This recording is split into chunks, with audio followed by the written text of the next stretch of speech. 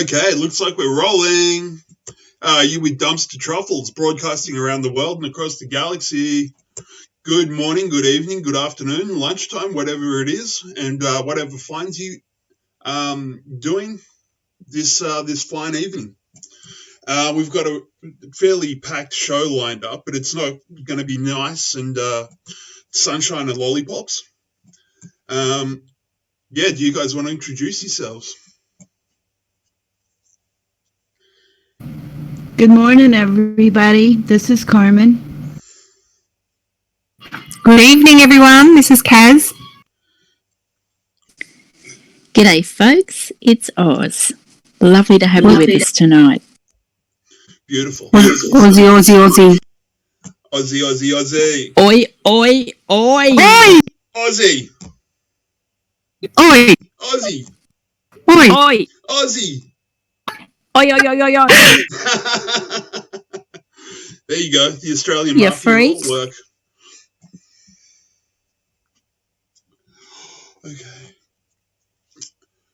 Okay, folks. Kaz is taking second slot tonight. She's got a lot of disturbing information to bring us, but this is the kind of information that needs to be known. This is the kind of stuff that must be propagated so that we understand why it is that we are actually doing this little venture. It's pretty grim, as you can imagine, but we have to face the truth to get answers. And so while tonight might be grim, Friday's show will not be grim at all. I will be talking about the future of humanity, the brightness of our future, our place in the stars, our emergence, our ascension as a human species. But tonight, it's all about the foul stuff. And this stuff needs to be documented. It needs to be recorded. People need to hear this. This is the kind of information that people are going to want. Well, no. They need to know, but they probably don't want to know it. And I think that most people understand that these things happen, but it's the scale and systemic nature of the problem that is the really shocking thing. I won't prattle on for too much longer. We have a devotional from Carmen to make sure that we start off on the right foot, and then we roll directly with Kaz. And Kaz, if you need a break or a moment or a song or anything at all, please just let us know. Other than that, we're good to go, guys. Devotional, please, Carmen. Okay. I shared this with my daughter Amber last night, and when I finished the psalm, I would like to read you what she said because it just made so much sense. Psalm 139. You have searched me, Lord, and you know me. You know when I sit and when I rise. You perceive my thoughts from afar. You discern my going out and my lying down. You are familiar with all my ways. Before a word is on my tongue, you, Lord, know it completely. You hem me in behind and before, and you lay your hand upon me. Such knowledge is too wonderful for me, too lofty for me to attain. Where can I go from your spirit? Where can I flee from your presence? If I go up to the heavens, you are there. If I make my bed in the depths, you are there. If I rise on the wings of the dawn, if I settle on the far side of the sea, even there your hand will guide me. Your right hand will hold me fast. If I say, surely the darkness will hide me and the light become night around me, even the darkness will not be dark to you. The night will shine like the day, for darkness is as light to you. For you created my inmost being. You knit me together in my mother's womb. I praise you because I am fearfully and wonderfully made. Your works are wonderful. I know that full well. My frame was not hidden from you when I was made in the secret place, when I was woven together in the depths of the earth. Your eyes saw my unformed body. All the days ordained for me were written in your book before one of them came to be.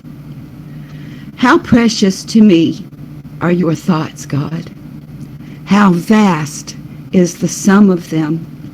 Were I to count them, they would outnumber the grains of sand. When I awake, I am still with you. If only you, God, would slay the wicked. Away from me, you who are bloodthirsty. They speak evil of you with evil intent. Your adversaries misuse your name.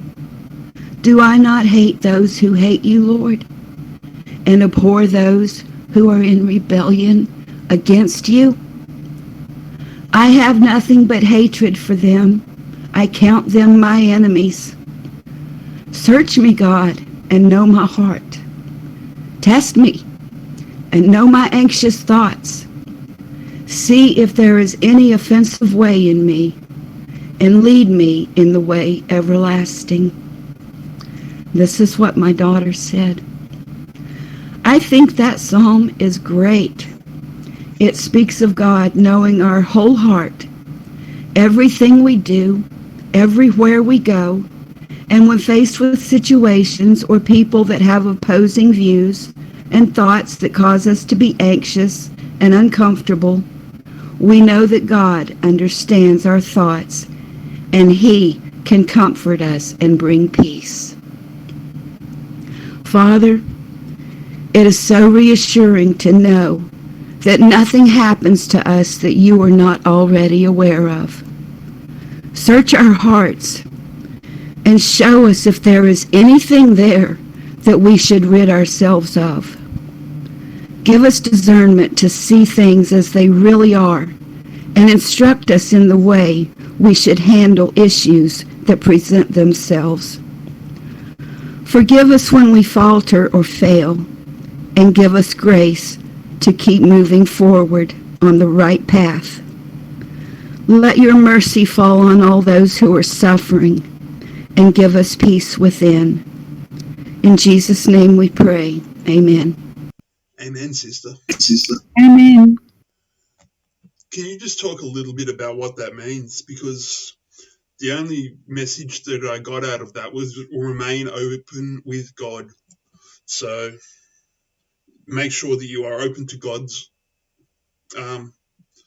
influence in your life. Yes, before we were even thought about, before our parents probably were even married, He knew us. He knew we would be here. And He takes care of us if we'll put our dependence in Him. We can't run from Him. He knows everywhere we go. Sometimes that's a good thing and sometimes that's a bad thing, but we can always depend on Him. Thank you. And good morning to YouTube. We got John and Erica, Gunsmoke, Bill W, Mississippi Hippie, and BE so far. If you guys have questions, please address them to a mod or to myself, and I will pass those questions on to the relevant parties. Tonight we have a special guest. We have Kaz. She's she's a force of nature, and I'm very proud to call her my friend. She's dealing with a rather difficult topic this evening that has to be discussed. I was going to do this myself, but was told point blank that a man should not do this kind of work. And so we have Kaz to guide us through some very dark information. But like I said earlier, this will be a one-off thing. We will record the information for posterity, and then come Friday, we will put this in the past and we will move on with new and better topics. You have to face your past to find a future. So, Kaz, if you're ready, do you want to take it away? Yes, thank you, Dumpster. Once again, thanks for having me back to present some rotten information. And I will say from the start, I was not one of the people that told Dumpster, but he is very adamant that a woman should present this information. So to start off with a disclaimer, this is can be traumatic for those who have experienced MK Ultra and satanic ritual abuse, and there information, so just want you to be aware of that. Also too, if you have any under 18s listening, please be aware that this information is very graphic and is definitely not suitable for under 18s. I'll leave that discretion up to you. And I'll get going because there's a lot of info that's come from a huge amount of info. I've covered this before on my own YouTube channel, but tonight I've decided that I'm just going to take some extracts. 3 experts in this field. 2 of them are actually trauma sufferers. And the other is Fritz Springmeier, which most people will be fully aware of. And he was the author of Bloodlines of the Illuminati. And if you can hear Queen in the background, it's because my family is watching Bohemian Rhapsody for about the 25th time. And of course, I'm on here tonight, so they've got the TV up full blast. So my apologies, but you might get some background Queen or pretend Queen. All right. So this information comes from Fritz Springmeier's another book that he wrote with, it's called The Illuminati Formula to Create an Undetectable Mind Control Slave. And it was by Fritz Springmeier and Cisco Wheeler. Now, I'm linking the MK Ultra Mind Control Slave persona directly to satanic ritual abuse. I can't distinguish between the two because the satanic ritually abused person, your average person wouldn't be able to tolerate or be able to recover from what they do to these people. So they're, as far as I'm concerned, from all the information that I have looked at and have researched, they are definitely MK Ultra'd, and it all links together. Okay, so these are extracts. If any of you have read any of Fritz's work before, it is extensive. So basically, I'm taking extracts from each. Fritz more than the others, but the other 2 have their own stories and are very, very traumatic. Fiona Barnett, who seems to have gone missing off social media, doesn't mean she's missing. I narrated her book, Eyes Wide Open, a little while back last year with her full permission and with her gratitude. Fiona is also a psychologist who was hounded out of finally getting her actual license because she knew too much. And then, of course, we have Kathy O'Brien, who wrote the book Transformation of America, who also was a victim of satanic ritual abuse and MK Ultra. So a lot of those will be familiar with you, but tonight I'll be giving you, especially from the girls, their testimonies on what happened to them in a nutshell. I could go for weeks reading everything. Anyway, so I'll start with Fritz. Fritz, from that book, and I will drop a link in for everybody. He covers everything. He covers the whole psychology behind it all. He covers the Illuminati versus the CIA, even though they seem to be the same thing, but they're not, even though they kind of are, if that makes sense. I'll get to that. But he also covers how they begin the abuse of each of these children, how the steps that they take, what ages, and then I'll get into China Lake and China Lake's only one of the underground bases that do this. Kathy O'Brien, I think, names many bases where she was taken underground.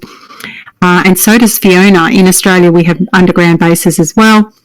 And so what I'll start off with is organisations practicing trauma-based mind control. The groups form what insiders call the network, and they are the backbone of what is known as the New World Order. Now, there's a lot, but I'm going to read them all out.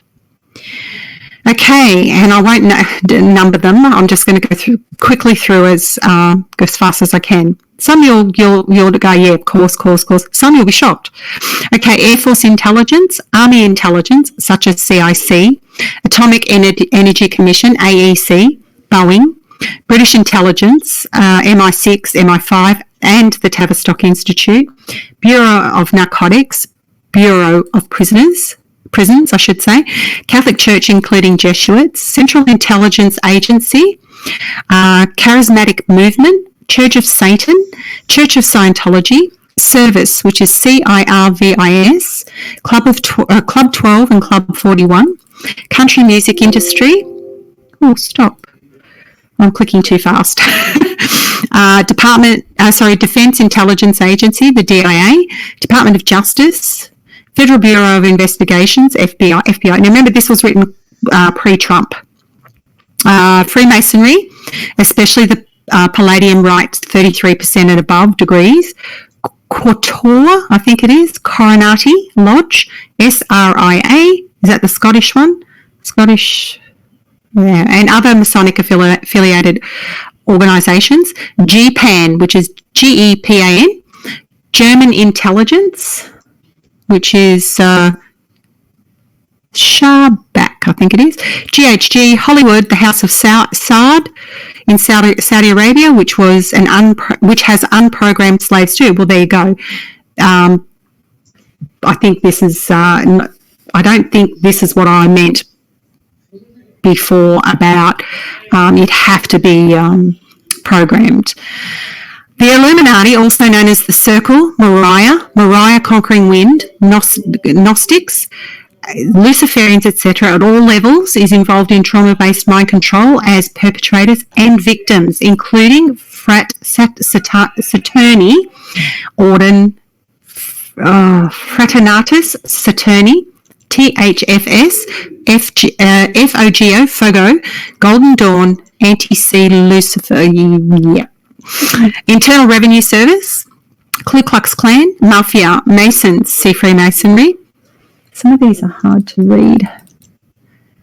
Modjin, M-O-D-J-I-N, it's misspelt by the looks of it. Mossad, Mormon Church, NASA, National Security Agency, National Programs Office, National Science Foundation, Naval Intelligence, ONI, Office of Naval Intelligence, Neo-Nazi groups, Odd Fellows, Ordo Templi Orientalis, OTO, there are 4 groups, P.4, Elite MI6 section, Palo Mayom's Church and its offshoots, Shingun, etc.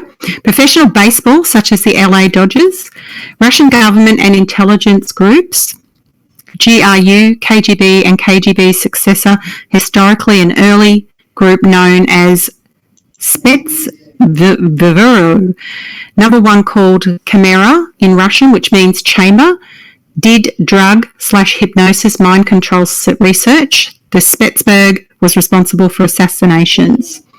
Santaria, Satanic Hubs Society of DK Lilly, Children of Lucifer, UK, Temple of Power, previously known as Temple of Self, Umbanda, US Army, especially the Delta Forces and the 1st Earth Battalion, United States Air Force, USAF, Veterans Administration, Werewolf Order, some witchcraft groups such besides Satanism and Moriah.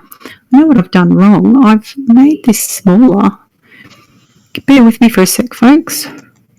You got it, Kaz. Oh, I don't know what I've done. I've shrunk all my notes. Oh, I made it even worse. I know why. Because I've got my finger on my control and I'm scrolling. Oh, bugger, I might have to change my key. All right, here we go. Let's get into this. If the Illuminati's preferred plan is followed, it has 4 beginning fundamental stages to prepare the victim for programming. So let's list these and afterwards explain in detail these first 4 stages. One programmer named the stages 2, 3, 4 as stages 1, 2, 3, but the in utero preparations and preliminary ceremonies, and you heard me right, in utero preparations, actually form an initial first stage. The first stage is the initial ceremonies and the in utero traumatization. The second stage is to have a premature birth. The third stage is to provide intense love for the child for the first 18 months by 2 to 3 selected Illuminati caregivers. And the fourth stage is to pull that love away and split the mind of the child permanently. Not every Illuminati child is born premature, but many are, because that is the preferred method for programming. Okay, so foundation step 1, preparation of the children by spiritual preparations and in utero traumatization. And they're called the moon child rituals. The preparation for someone to be programmed also concerns the ability of a person to be demonized. Generational satanic families are sold out to Satan, and their children belong to Satan in a way that non-generational children do not. Illuminati children are very good candidates for monarch programming because of the generational curses, because of the genetic bent toward the occult, and because of the generational demonic forces. Part of the programming includes the layering in of demonic forces and the participation in blood rituals in order to draw in the most powerful of demons. An in-depth review about this important but controversial subject is covered in Chapter 10, but we won't be going into that. The man-child rituals are the rituals that demonize a fetus. However, the demons that are invoked are not the small ones, but very powerful ones. In working with victims of this programming, it is clear that high-level demons were placed within these people at very early ages.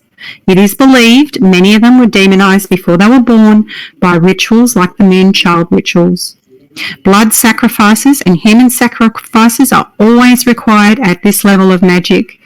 Aleister Crowley, 1875 to 1947, was a Satanist who was a 33rd degree Scottish Rite Freemason.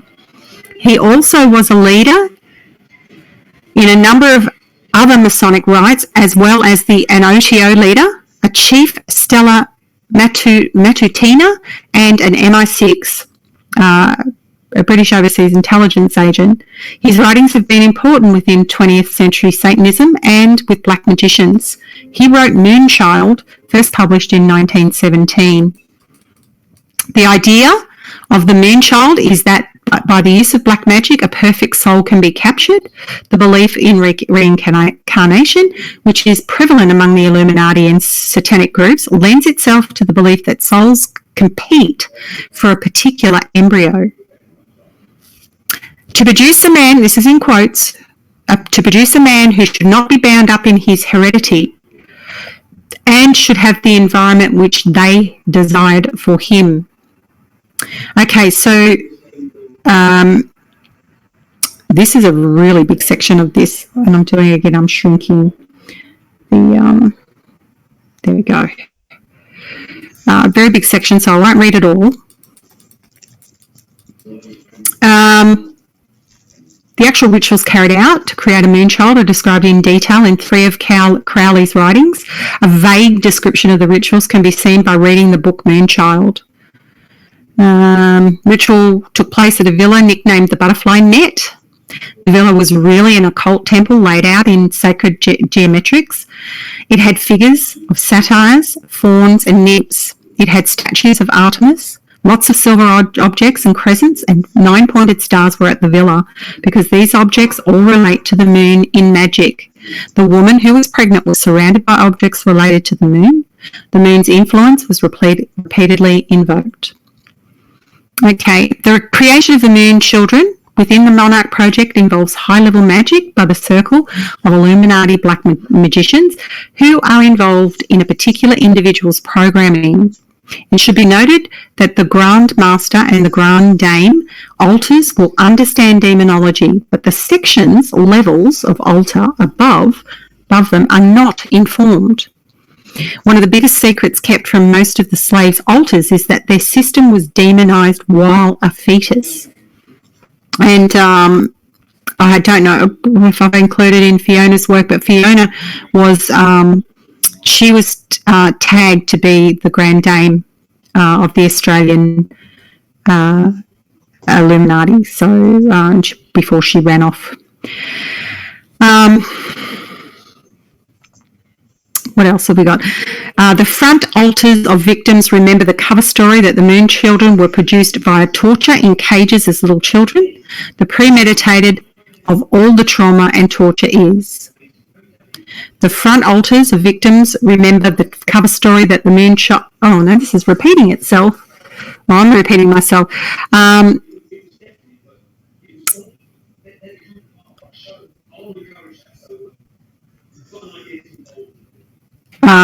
The front altars of victims remember. I'll just read it again. The story that Moon children were produced by torturing cages. The Illuminati have also planned that every one of the 10 commandments of God will be violated in their favour with the child. They prefer the child to be born out of wedlock, so that it is a bastard. This breaks God's commandment on adultery and also gives them more leverage to destroy the child's self-esteem. The entire plan involves generational curses, which are spoken and unspoken. During Illuminati ceremonies, ceremonial pacts, which concern having the child out of wedlock to mock God, are made. While the Illuminati destroy any godly spiritual foundation, they are creating a solid, rock-hard foundation of love, adoration, or idolatry within the newborn upon which they will build the programming. Here she goes again, squishing everything up. I'm going to go, the trauma, foundation step 2 is the trauma of premature birth. It's important because the naturally occurring events around a premature birth ensure that the child is naturally traumatized. Okay, so they make sure that the mother is forced into labour. I won't go into breathers and Lilith programming because I could be here all night. I do have a question for you, Kaz, if you're ready. Sure. What do you know about Hillary Rodham Clinton being a moonchild? Do we have any evidence that she is a moonchild? And how do we know a moonchild when we see one? Because obviously they would have some sort of status. So who are the moon children that are among us? Are we looking at Hillary Clinton, perhaps? Yeah, I have read vaguely a while back that she was definitely meant to be a Grand Dame and all that jazz, but no, I haven't really looked too much into her because she doesn't seem to be she gets mentioned by Kathy O'Brien, but she doesn't seem to be mentioned too often anywhere else I've been digging. So what I'll do now is I'll just go through, if you don't have any more questions, I'll just go through I won't go through all of them. I'll just go through the stages that basically the first stage is they traumatise the child in the womb. The second stage is premature birth, and they're stretching the mind of the child as soon as they're born. 2 or 3 people who control the early baby's life begin teaching with hypnotic voices as soon as it's born. So, and then the newborn child is taught obedience. It is allowed to cry to develop its lungs, but at some early point it is taught not to cry.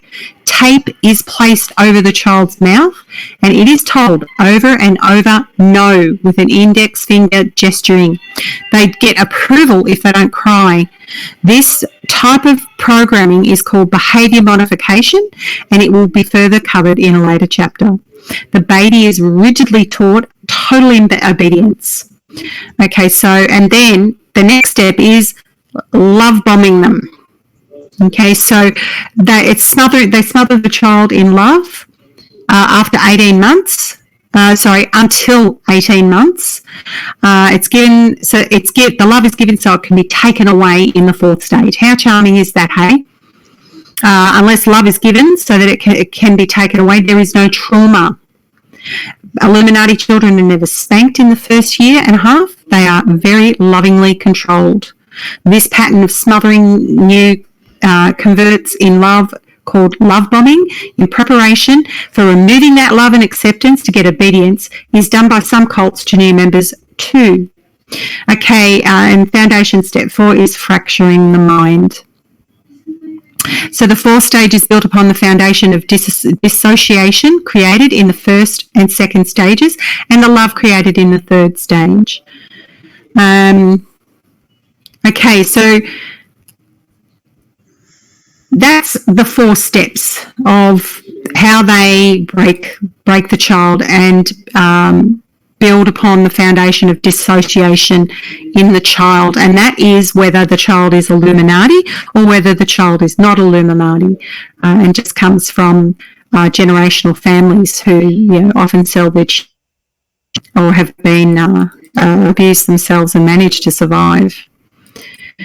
Okay, and we're talking about mind splitting. I'm not going to go into the psychology, but just be rest assured that they certainly do split their minds. They do have other further considerations. I think there's a lot of us that are aware of it. The Illuminati have their own criteria as to who they select. The preference is is that they be blue-eyed Caucasians and not have any physical defects or visible scars. Dumpster a la Madeleine McCann. The Freemasons also reject physically defective candidates. After they test the child for its intelligence, creativity, and dissociative skills, they'll bring the children before the Grand Druid Council. Formal approval of girls and boys into the Illuminati is done at a presentation by the Queen Mother and the Grand Druid Council at age 3. Okay, we'll skip to the next section. The initial splits and initial programming done at China Lake. We all know where that is. The naval base in the middle of the desert that apparently has, and this is not speculation, this is from another source, submarines are able to come from the Pacific Ocean all the way through to China Lake, because there's a river or some sort of water body in there. Okay, the primary or initial torture of many children in western US was done at China Lake, California, which officially has gone under the designations of Naval Ordnance Test Station, Naval Weapons Center, Ridgecrest, the town nearby, and Inyokern, the area, and the address Nimitz Hospital is the code 232 Naval Air Weapons Station. The base was set up to test new weapons. Evidently, the Navy decided that mind control people were an important weapon to test. Most of the new weapons created at China Lake were for the most part human robots, turned out in large numbers. The Monarch mind control was carried out in large aeroplane hangars on the base, which have been able to house thousands of tiny cages just large enough for human babies. Lots of 1,000 babies was a small batch, according to people who worked in the hangars helping program many batches with 2,000 or 3,000 babies. Many survivors remember the thousands of cages housing little children from ceiling to floor. The cages were hot wired, electrified on the ceiling, bottom and sides, so that the children who are locked inside can receive horrific electric shocks to their bodies to groom their minds to split into multiple personalities. These cages are called woodpecker grids. The victim sees a flash of light when high DC voltage is applied. Later, this flash of light is used with hypnotic induction to make the person think that they are going into another dimension when they are blasted with high voltage. In the Peter Pan programming, the programmers tell that this is riding light, one of the popular traumas after the small child has endured the woodpecker grid cages for days is to rape it. The rape is intentionally brutal so that it will be as traumatic as possible. Many of the technical people on the base are civilians. This is in part because part of the research involves mind control, and Illuminati civilian mind control experts have come and gone from the base. The California Institute of Technology in Pasadena is intimately connected to China Lake's research, and by the way, to the Illuminati as well. Also, much of the work at the facility is for the intelligence agencies and not the military. Intelligence assets are often civilians. One of the things developed in the California universities and then implemented at China Lake was colour programming, which will be covered later. So red and green was discovered to be the most visible colours for programming. Various coloured flashing lights were used in programming of NOTs. Survivors of the program all remember flashing lights. The use of flashing lights has been introduced into the American culture by the CIA. If a person goes into bars and places where bands play, you will get multicoloured lights flashing. The flashing lights create disassociation, especially in people who are programmed. So how are the children transported to a major programming site? Oh, sorry about that. A list of major programming centres is given in the appendix. I could probably scroll through to that, but I'll leave it at the moment, along with each site's programming specialties. In this chapter, an example of just one of the bases used for early programming is given, the large and very secret China Lake facility in California near Death Valley. The children are brought into China Lake, NWC, aka NOT's, base by trains, planes and cars. A number of the small airfields which fly these children into China Lake have been identified. One, which is no longer in use for moving children, was a private airstrip at Sheridan, looks like Oregon, OR, which was beside a large lumber mill. The lumber mill had an agreement to secretly house the children who had their mouths taped. Neighbours in the area were bought off and warned that if they talked, they would be in trouble for breaching national security. The area has lots of mills joined by train tracks, which were used to shuttle the children around. Tied to this network was a Catholic monastery, which ties between Sheridan and McMinnville, close to the rail network. The Union train station in Portland, Oregon has underground tunnels where children were temporarily warehoused in cages before continuing their journey. The Jesuits were active in this part of the child procurement. Catholic adoption agencies, which are many, nuns who get pregnant, third world parents and parents who will sell their children were all sources of children for programming. When one thinks about how many corrupt people there are and how many towns and cities are on the West Coast, how many children are produced by satanic breeders, illegal aliens, and other parents who'd rather have the money than the children, the reader begins to realise how procuring batches of 1,000 or 2,000 children was no problem for the Illuminati working through intelligence agencies such as the CIA, NIS, DIA, FBI and FEMA. The Finders, a joint CIA-FBI group, procured children for the network for years. Some of the children needed for programming are to be used for sacrifices to traumatize those being programmed. The names of some of the people who work at procuring children for programming sacrifice have been released in Fritz Springmeyer's monthly newsletter, so that might be worth having a bit of a look at. There's a secret FEMA airstrip at Santa Rosa. Near Santa Rosa is Bohemian Grove, and I'll just talk a bit about that because that gets mentioned. Southwest of Santa Rosa is an air centre which is not used by the public. This airport was recently used by private pilots as a FBO, which was built during World War 1952. I don't know what an FBO is. I'm sure someone out there does. As a training base for P-32 pilots and deactivated in 1952. After the war, it was leased to private companies such as the CIA. The Army Reserve also has some buildings in the area. However, there is some highly secret activity going on underground at the airport. 6 to 7 small planes sneak out of the closed base a day. Are you fielding Just questions, my friend? Sorry? I was just adjusting myself. Okay, sorry. I was like frozen to the spot. Right. Go for it if there's a question. You mentioned people as components in military weapons. Is that true? People like fighter pilots and so forth products of MK Ultra? I don't know, Dumpster.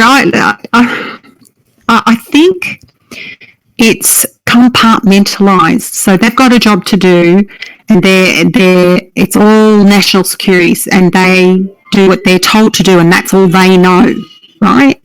So they don't know if they're picking up. I suppose if you were picking up thousands of kids, you'd know something was up. But there would be people that are Illuminati or part of part of what they do. But no, I don't know. I don't know about all these. I think a lot of them may not know what's going on, compartmentalised. That's just my thoughts. FBO means fixed base operator, if that clears up anything for you. Thank you. Thank you. Okay, the airport used for Bohemian Grove visitors is north of Santa Rosa on Highway 101, the Sonoma County Airport. United Express and American Eagle, which flies to and from San Jose, fly into this airport, which has a control tower. In 1964, the airport was reported to have also carried about 600 military operations, either of a takeoff or landing per year. The elite from around the world fly into here to go to the Bohemian Grove, which is in the Monte Rio area. Monarch slaves are regularly abused at the Grove for entertainment of Bohemian Grove members in kinky sex-themed rooms, such as the Dark Room and the Necrophilia Room, and that's confirmed by Kathy O'Brien in her section. Secret New World Order business is conducted in the small dark lounge with a wooden sign naming it U.N. de ground. So UN, as in the UN, de ground. Slaves are hunted in the woods for sport, called the most dangerous game. The occult rituals, including infant sacrifice, are held outdoors in the Grove.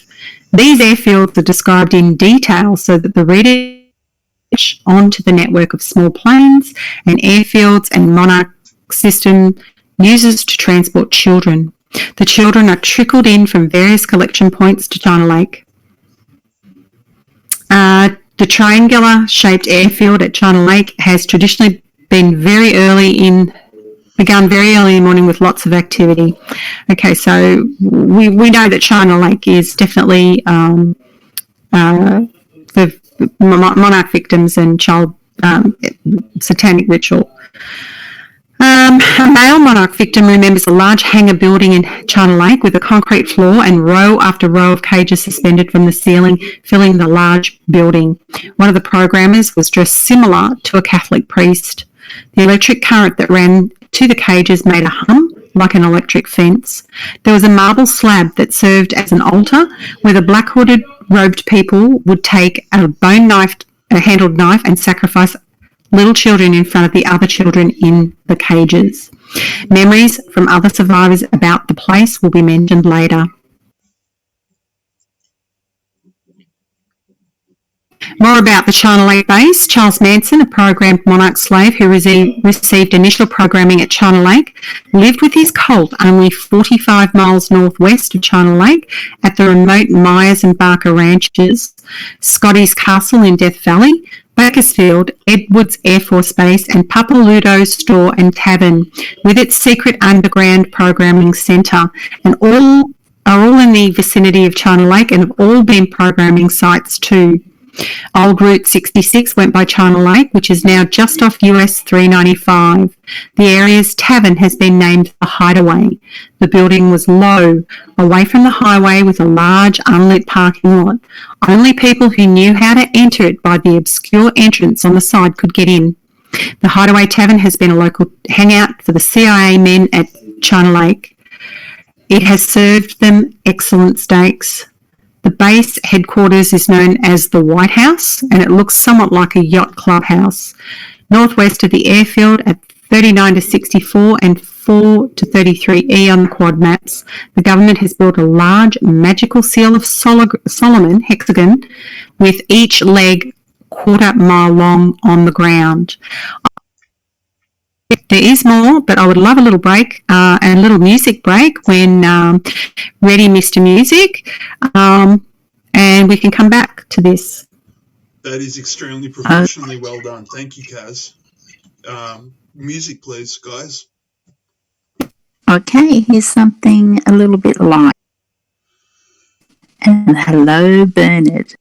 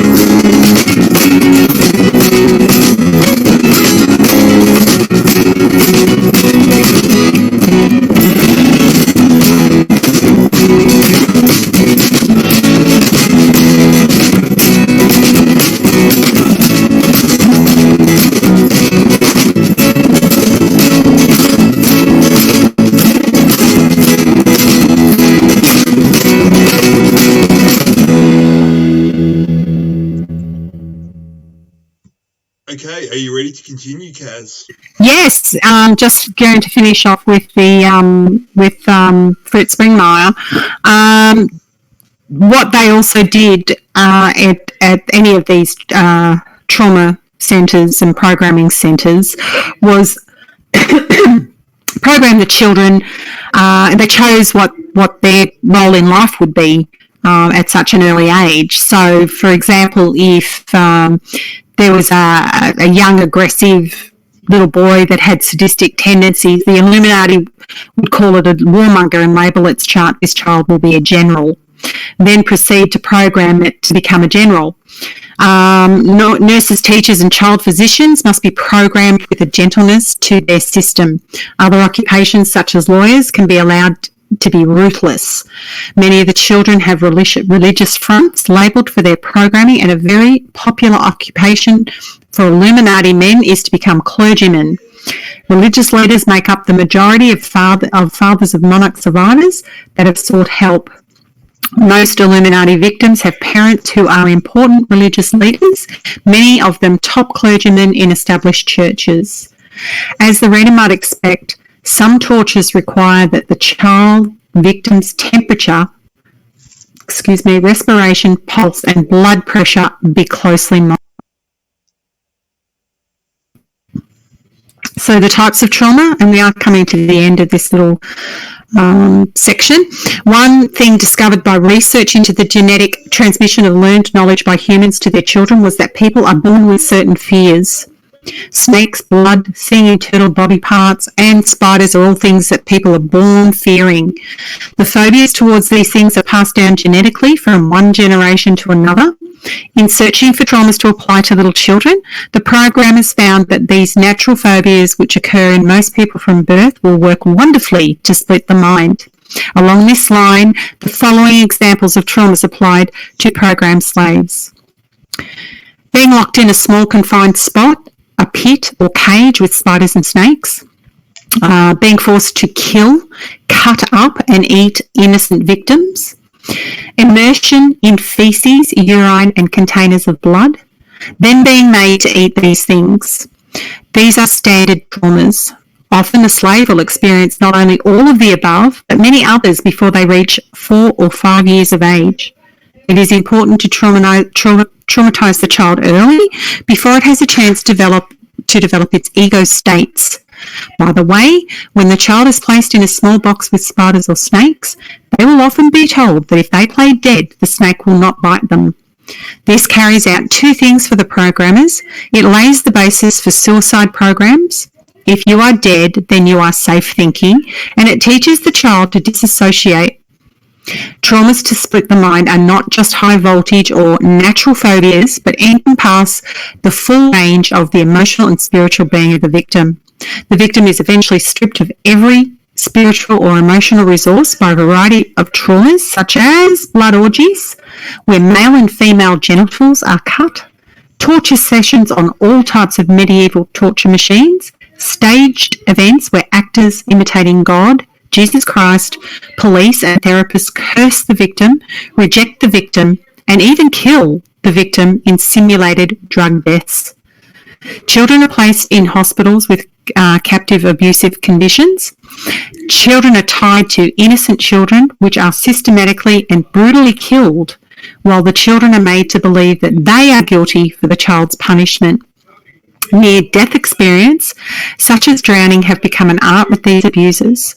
Trained dogs, monkeys, and other animals are used to further traumatize the victims.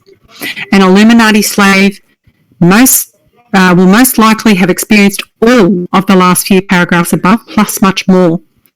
Toby, we'd have to look up who Toby the monkey or the chimpanzee was one of the trained NOTS, NOT, Navy operational, whatever that means, chimpanzees. He was trained to be sadistic. The other trained chimpanzees at China Lake included Gabby or Gabrielle, who tickled the victim while they were tied up. Rastus, who had a toy chest with diamonds, bracelets, and a scepter, which was electroshocked. Zorro, who could do anything mean. Elmore, cuddled as a mother as a mother ate raw flesh plus others. An example of something said during programming with the chimp is 3 little monkeys in a cage, do, re, mi, la, so, mi, fa, so, la, ti, do.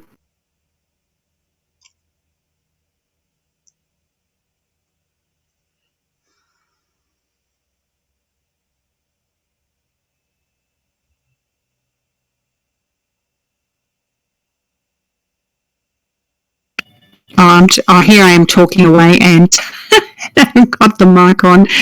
Yeah, there's so much more to this. That's the end of the Fritz part of my talk tonight, and there's just so much. And he thoroughly details everything about what they do to these children, including the psychology behind it, the programs like the Alice in Wonderland, he mentioned the Peter Pan, the Disney one, and yeah, it's pretty traumatic. So, any questions, Dumpster, very quickly before I move on to Fiona Barnett? No, you're laying it out all perfectly. This is extremely well done. Very, very professional. Thank you. It had to be addressed. It gets worse. I'm sorry, but it gets worse. In part. Okay, so Fiona, now these are excerpts from her book. There's a lot more I could have included, but she's had all of them. They've all been removed by social media like Facebook, etc. So I'm pretty annoyed with that. Anyway, these are quotes from her, or she's speaking in first person. Teddy Bear's Picnic. The CIA flew me to the USA when I was 6 years old. I was flown into California in the back of a CIA cargo plane. They gassed and stuffed me like an animal in a wooden crate filled with straw. I remember the pilots had American accents and asked me, "Are you okay, sweetheart?" The memory of Bohemia Grove is the ritual sacrifice of a woman by men in black robes. Their robes were taller with pointier caps compared to the Australian ones. My next memory is of being hunted for fun in the woods. A group of children and I were dressed in teddy bear costumes. We were instructed to hide amongst the redwood forest so the guests could seek us. The hunter song Teddy Bear's Picnic played over loudspeakers hung throughout the forest. Those who were caught were raped through the openings in their costumes. My furry suit, complete with ears, made me look like an Ewoks in the Star Wars series. Hence, I found the film scene triggering. Okay, the Simpsons voice actor Henry Shearer, who started out as a child actor, attended Bohemia Grove and made a 2002 movie about this called Teddy Bear's Picnic. During the interview, he dismissed the cremation of care ritual as harmless fun. I don't even know why I even put that in there. Onion Camp. I was dressed as Candy Girl. Now, that was her name. She was very protected. As I said earlier, Fiona was tagged as being the Graham Dame in the Australian satanic ritual scene. Okay, so I was dressed as Candy Girl and taken to a pink bubble-themed cabin. The cabin had plastic inflatable furniture and a pink shag pile rug in the front room. It was occupied by the Reverend Billy Graham, who greeted me dressed like Hugh Hefner in a satin smoking jacket. He handed me a pink cocktail and told me his good friend Richard Nixon had recommended me to him because I liked to please men. He led me into a pink bathroom at the rear and raped me. After publishing this experience, I was contacted by a man whose father worked at Bohemian Grove for 46 years, and he for 3. He said the pink bubble cabin I described is the Pink Onion Camp and that its headquarters are located at 702 Marshall Street in Redwood City, California. I read elsewhere that the Pink Onion Camp cabins are famous for their pink bed sheets. Club Disney, following Bohemian Grove. Giddinger, is it Giddinger? Giddinger Dumpster? The old German doctor that experimented on everyone. Or was that Mengele or whatever? Oh, they both were. They were both German. Mengele. Joseph Mengele, yeah. Well, he's very much part of this Australian deal as well. But Gittinger pimped me to a group of wealthy men drinking at an exclusive club located within Disneyland, California. The bar had classic leather padding at its front and mirrored shelving. The men played a round of poker to decide who would rape the little girl dressed up as Alice in Wonderland. CNN founder Ted Turner won. He took me in a bedroom out back and raped me. After this, Gittinger spun me in the teacup ride until I vomited and passed out. Hollywood. When I was 14 when the CIA trafficked me to the Grand Dame of Hollywood. Take one guess who that is, Dumpster? Sorry, I'm in shock at the moment. This is really difficult to digest. Oh, this is only a tiny portion. Scour the internet and you will find photos of Meryl Streep proudly flashing Luciferian hand signs and brazenly praising known rapists Roman Polanski and Harvey Weinstein. Mainstream press called Streep the Grand Dame of Hollywood because she is, in fact, the Luciferian Grand Dame of the West Coast. In typical Grand Dame style, Streep is a red-headed bisexual who prefers sex with 14-year-old girls. I know, because this is the age at which I was trafficked to her.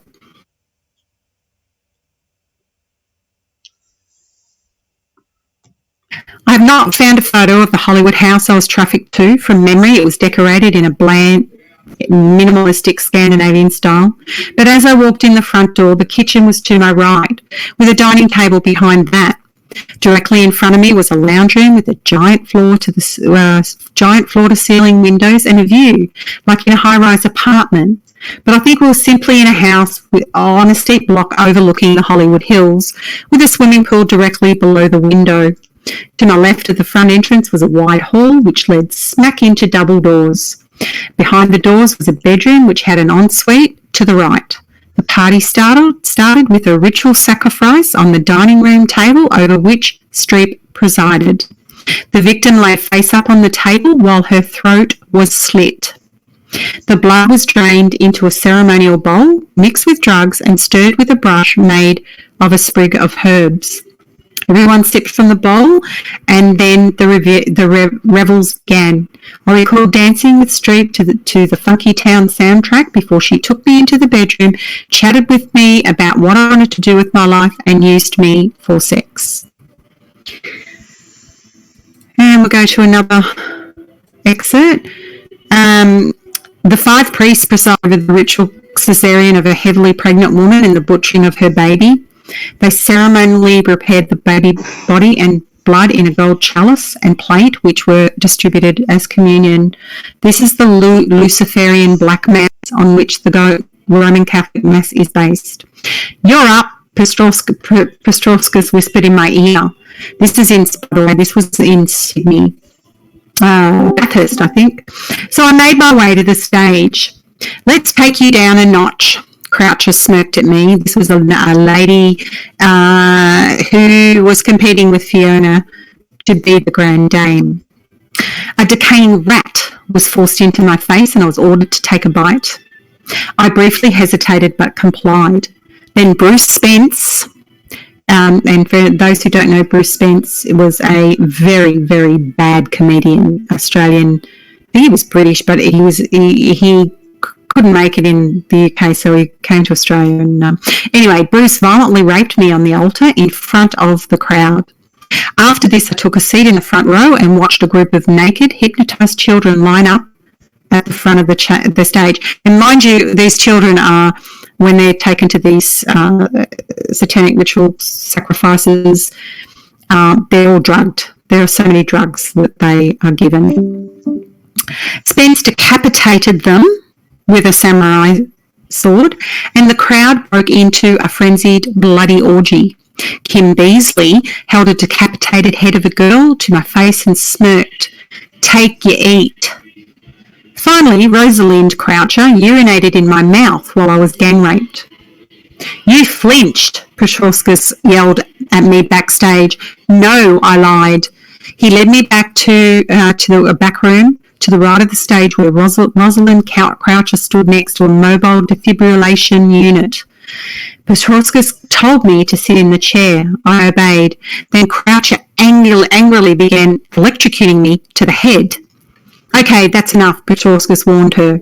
Croucher trembled with rage and continued. She had organised the entire event as an act of revenge against me. Stop, Petrovskis yelled. She is government property. You will get in big trouble. Croucher persisted. I snapped. Stand down, soldier, Petrovskis ordered. Too late. I grabbed Croucher by the throat, lifted her off the floor, robotically turned my head towards Petrovskis and coolly stated, leave us.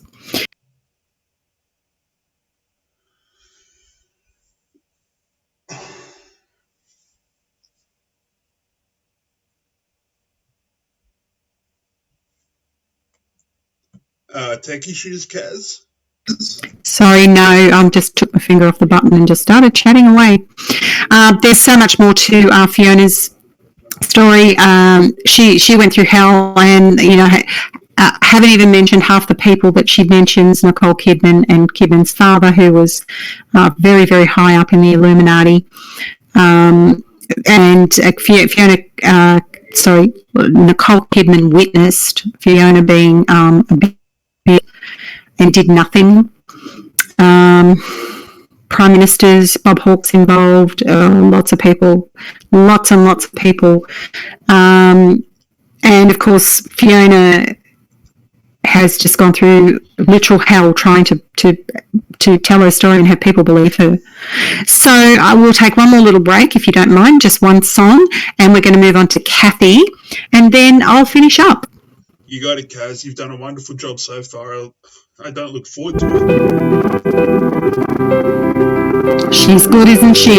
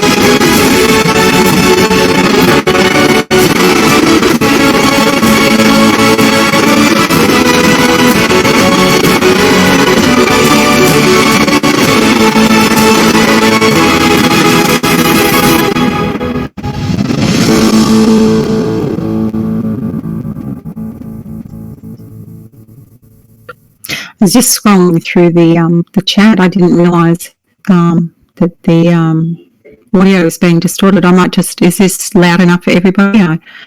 I hope that nobody's being affected noise-wise by it. Your comms are good. You've got good comms, Kaz. It's just the music, that's all. Yeah, I'm trying to adjust his volume. So, Yeah, he's a bit distorted. Yeah, I just don't know what to do, but I've turned him right down. But if chat can just keep letting us know how we go with the music bot sound, all the feedback you give us is great. Thank you. Yeah, it's awesome. All right, let's talk about Kathy O'Brien. She wrote a book. Her and her husband, who was actually her rescuer, Mark Phillips, wrote a book in the 90s regarding called Transformation of America. And she go through heck. She was what was called a presidential model, so she was very special. She was also very much like Fiona, blonde hair, blue-eyed, and very protected, but also heavily abused and abused by all those in high places. Some of those being, of course, George Bush, Cheney, and quite a lot of governors from states, Hillary Clinton, etc., etc. But just in contrast, I've just extracted a few things from her book, and some of them link up to what Fiona says and what Fritz says. So, controlled slaves were routinely abused there to fulfill the primary purpose of the club, purveying perversion, and this means Bohemian Grove. Bohemian Grove is reportedly intended to be used recreationally, providing a supposedly secure environment for politically affluent individuals to party without restraint. The only business conducted there pertained to implementing the New World Order through the proliferation of mind control atrocities, giving the place an air of Masonic secrecy. The only room where business discussions were permitted was the small, dark lounge, affectionately and appropriately referred to as the UN de Ground. Isn't it amazing? It's repeated by these people. Sex slaves were not routinely permitted in the underground for security reasons, leaving the lounge's small stage as the only source of entertainment. This entertainment ranged from would-be talent such as Lee Atwater, Bill Clinton and George Bush, to CIA operative entertainers such as Boxcar Willie and Lee Greenwood. On one occasion, I was instructed to meet with former President Gerald Ford in the underground where Lee Atwater was picking and singing.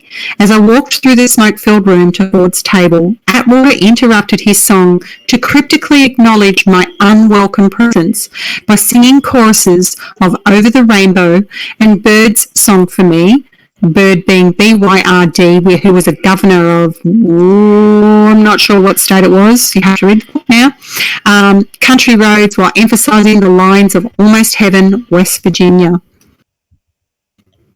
Just following. My purpose at the Grove was sexual in nature, and therefore my perceptions were limited to a sex slave's viewpoint. As an effective means of control to ensure undetected proliferation of their perverse indulgences, slaves such as myself were subjected to ritualistic trauma. I knew each breath I took could be my last, as the threat of death lurked in every shadow. Slaves of advancing age programming was sacrificially murdered at random in the wooded grounds of Bohemian Road, and she means 30 years old, I think, was the female age where they were either sacrificed or they would be used somewhere else. Rituals were held at a giant concrete owl monument on the banks of, ironically enough, the Russian, and in brackets she has Russian, R-U-S-H-I-N, river. These occultish sex rituals stemmed from the scientific belief that mind-controlled slaves required severe trauma to ensure compartmentalization of the memory and not from any spiritual motivation. My own threat of death was instilled when I witnessed the sacrificial death of a young dark-haired victim, at which time I was instructed to perform sexually as though my life depended on it. I was told, the next sacrifice victim could be you, any time when you least expect it. The owl will consume you. Prepare yourself and stay prepared. Being prepared equated to being totally suggestible, i.e. on my toes awaiting their command. After returning to Tennessee, Houston was her handler, attempted to distort my Bohemian Grove experience by instructing me to prepare myself for imminent death. He ordered me into a bathtub of cold water, placed ice cubes in my VGG, then transferred me to his bed. There he tied a coroner's type tag on my toe and hypnotically deepened my trance to the point where my heart and breathing were nearly stopped. He then gratified himself on my cold, still body through faux necrophilia, reportedly one of his favourite perversions. Houston had perfected his perversion to the extent that he handed the keys to my death state programming to Lieutenant Colonel Michael Aquino for use in Reagan's hands-on mind control demonstrations. Now, she mentions Michael Aquino, and so does Fiona. This guy, oh boy, if he's still alive, he needs a rope. And actually, he needs several ropes, so it's quicker. My death state also further equipped me in my role of anything, anytime, anywhere with anyone to be accessed at Bohemian Grove. The club offered a necrophilia theme room to its members. I was so heavily drugged and programmed when used in a necrophilia room that the threat of actually slipping through death's door and being sacrificed before I knew it did not affect me. The whole experience was balanced precariously at the edge of death as a matter of routine anyway. My robotic state did not permit me the luxury of self-preservation, and I could only do exactly what I was told to do. My necrophilia room experience was only for the purpose of providing DANT. It says DANTD, a comprising film of a targeted member. Anyway, there was a film studio where they used to film they used to film snuff movies, and they used to film bestiality films with the children, and he was a very well paid guy. Other perversion theme rooms at Bohemian Grove included what I heard Ford, which is President Ford, refer to as the dark room, when he not so cleverly said, "Let's go to the dark room and see what develops." I understand from experience that I was interested in indulging in his perverse obsession for pornography. Darkroom members had sex with the same mind control slave they were viewing in porn, I think, on a big screen television. Some of this is a PDF, and bits and pieces of it are missing.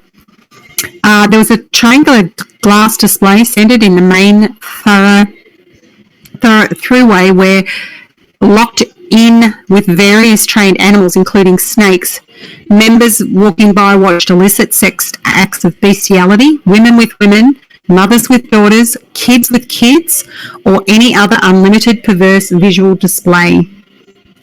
I was once brutally assaulted by Dick Cheney in the leather room, which was designed like a dark, black leather-lined train berth. As I crawled through the leather flaps covering the narrow entrance, I heard Cheney play on the words birth, B-E-R-T-H/birth, B-I-R-T-H, as the soft blackness engulfed me. With a small opening covered, the blinding darkness enhanced the sense of touch and provided an option of anonymity.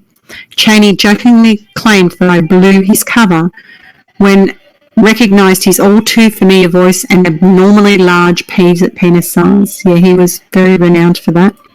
And he did some horrific things with it too. It was a weapon. There was a room of shackles and torches, black lights and strobes, an opium den, ritualistic sex altars, a chapel, group orgy rooms, including poster beds and houses. I was used as a rag doll in to store as a urinal in the Golden Arches room. See, some of these words don't make sense. From the Owl's Roost to the necrophilia room, no memory of sexual abuse as horrifying as the conversations overheard in the underground pertaining to implementing the New World Order.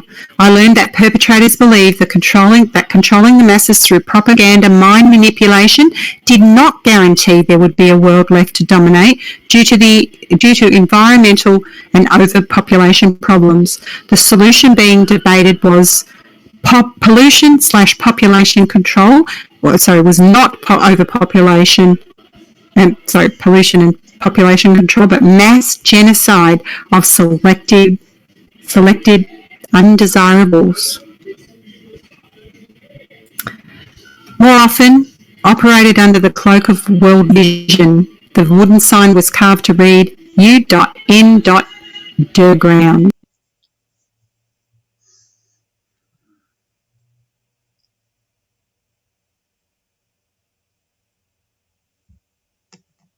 Yeah, Kaz, you dropped off again, my dear.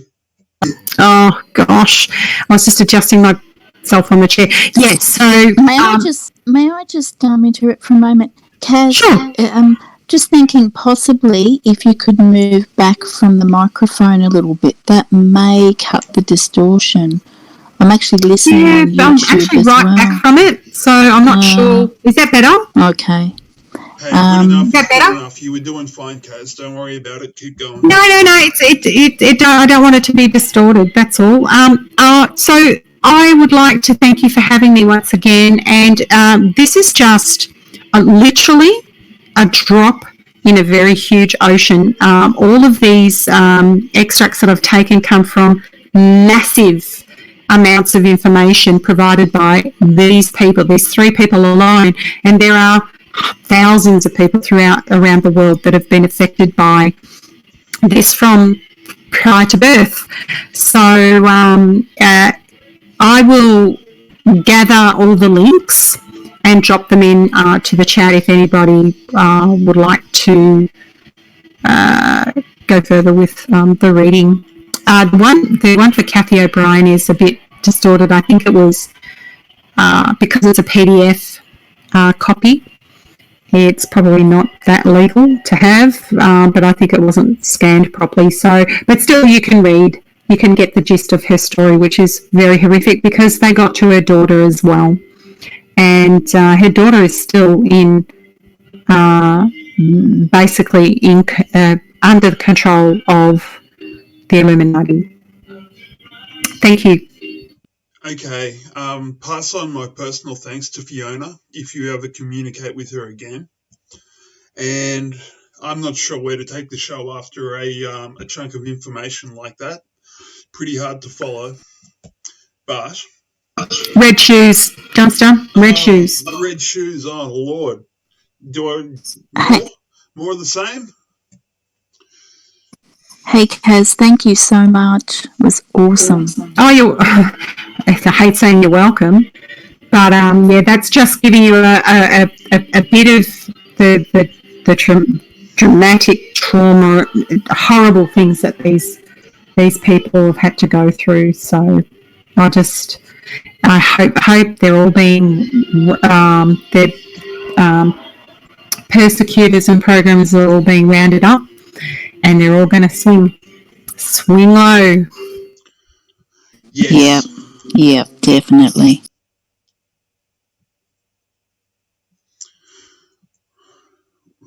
Kaz, that was extremely well done. For people who find this information new, understand that it's the bad news of a good situation. The fact that we're even putting this information out there at the moment is itself a victory. And I'm wondering, what do we do at a practical level other than what we're doing now? Because this is off the map. It gets to me every time, this kind of topic. It always gets to me.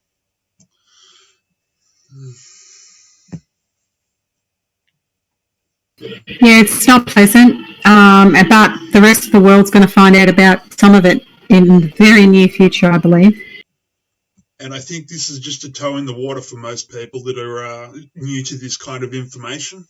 I personally don't want much more detail than that. Yeah, thank you, Kaz. That was absolutely awesome. No worries. I'm going to kick back now and listen.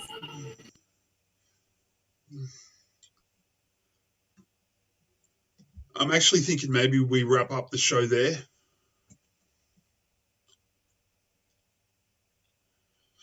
That's up to you, Dumpster. I'm sorry if I went over time. It was a bit long, but No. You I did an wanted to excellent make job. connection. I wanted to make connections between three completely different people. Fiona in Australia, Kathy in the USA, and Fritz. I'm not sure where Fritz is from. I'll have to check him out. I'll have to check it out. So they can't all be lying, can they? No, it was awesome. I could listen to more and more and more. Could you stick around for just a moment, please? I've got a couple of questions for you. Sure. Okay, if you were talking about the victim hierarchy, if we're looking at rescued slaves, if there's a hierarchy among the slaves, when and where do we prosecute? Because these people, they've done awful things, but they were forced into it. So at what point do we judge a person as guilty? I think this is going to become a very salient point in the near future. Yeah, it's an interesting question. I've been asked it before, and I have to really toss around. I have to weigh that question fairly as evenly as I can possibly do it. But there's a lot of people who've severely benefited from what they've done to other people. A lot of these abusers have not been MK Ultra SRA victims. They've been the abusers, so they are from the Illuminati families, so they don't get abused in that, but they do the abusing. So they can all go to a very, very deep hole in hell, as far as I'm concerned. They're victims that are like they're used for false flags, etc. Yeah, different story. They've been traumatized. They have no control. They've had their minds split. They've had their compartments, and they've had their compartments triggered to do what they were traumatized to do when the right signal, words, pictures were said. Yeah. There's a great comment from BE out in chat, and he says them rely on the unbelievability of it all, which is why we need to propagate the message. Oh yeah, true. I've tried to tell people that Hillary Clinton is a PEDO, but a really bad PEDO that actually eats, and kills people and eats them and does all kinds of shit like that. And they just look at me. I mean, really, they want to kill me because they can't believe it. I was absolutely heartbroken when I found out that Richie Bernard was one of them. I remember growing up listening to the music of him, and that broke my heart. That absolutely broke me to find out that Richie Bernard was one of them. And it's so common too. I was shocked at quite a few of the people. Beasley Senior, a lot of the what's his name, Gough Whitlam and his cabinet, and I think it went through lots of Bob Hawke. I mean, that doesn't surprise me in 1 second. It doesn't surprise me at all. But there's others that are just like, oh dear, and prominent people at Sydney University that given accolades, have been given accolades. A lot of all this started. A lot of this happened in the from the 70s to the 90s, so over about a 20-year period. The Bush, Cheney, Clinton, Ford, even Reagan. Reagan is in Kathy's book. You'll be all really shocked. She believed he didn't want to do what he did, but he was forced to. Yes, there are grey areas here. There are degrees. And it's going to be a very tricky job to sit down and figure out the spaghetti mess. It's going to get incredibly messy. But listen, we have the opportunity to remake the world. And Friday night, we're going to look to the future. We're going to put this kind of stuff behind us. We're going to deal with it, move on, focus on the future. once we've cleansed ourselves from tonight's information. I need a drink, that's for sure. Yeah, well, I'm gonna head off now, and thank you very much once again, as I said, for having me, and thank you to everybody who was here to listen. I really appreciate all of you. Hi, Gigi. Hi, Storm. Hi, Beatles. Hi, who I missed. Prime Mover, I get a chance to tell you I accidentally removed your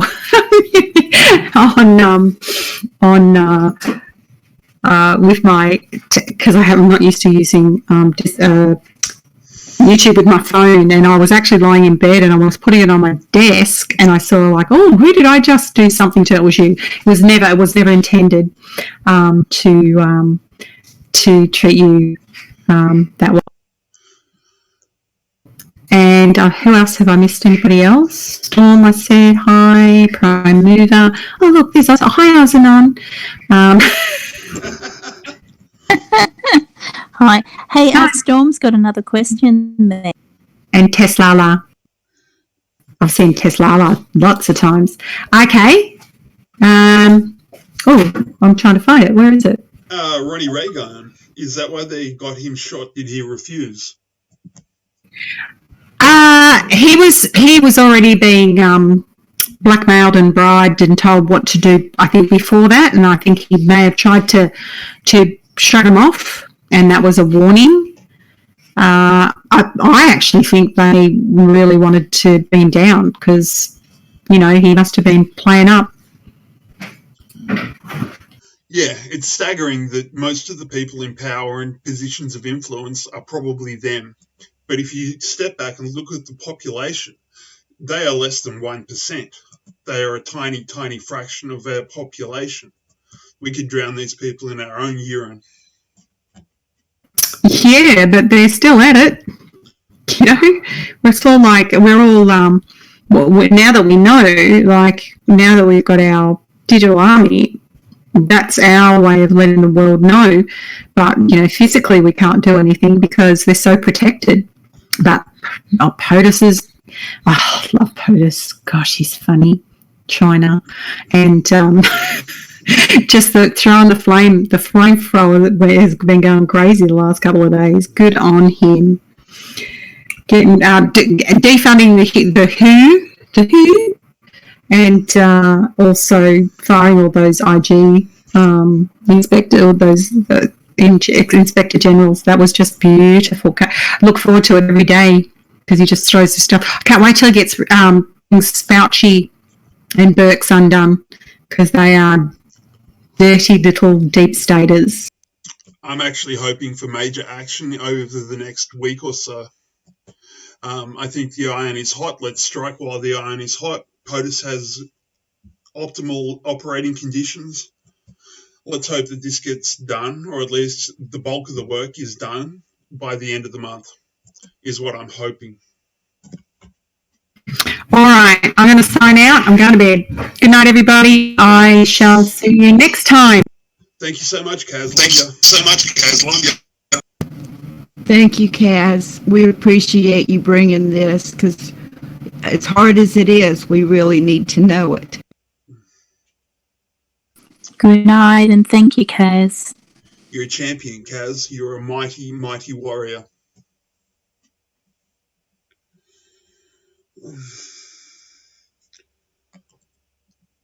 Okay, folks, let's have a song, and then we'll figure out what we're going to do with the rest of the evening. I don't think there's much that could follow that.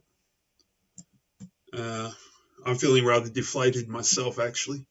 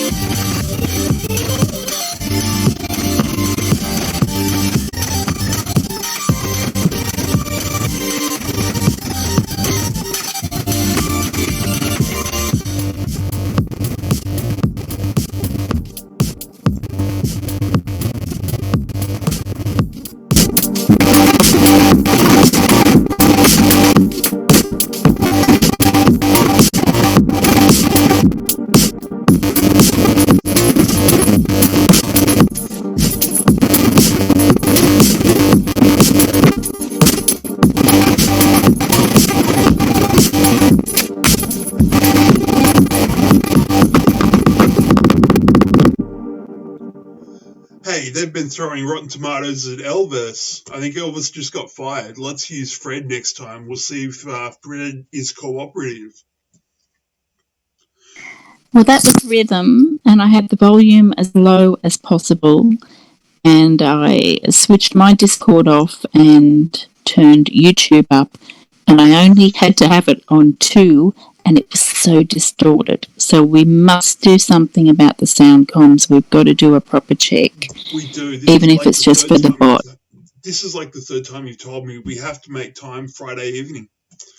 And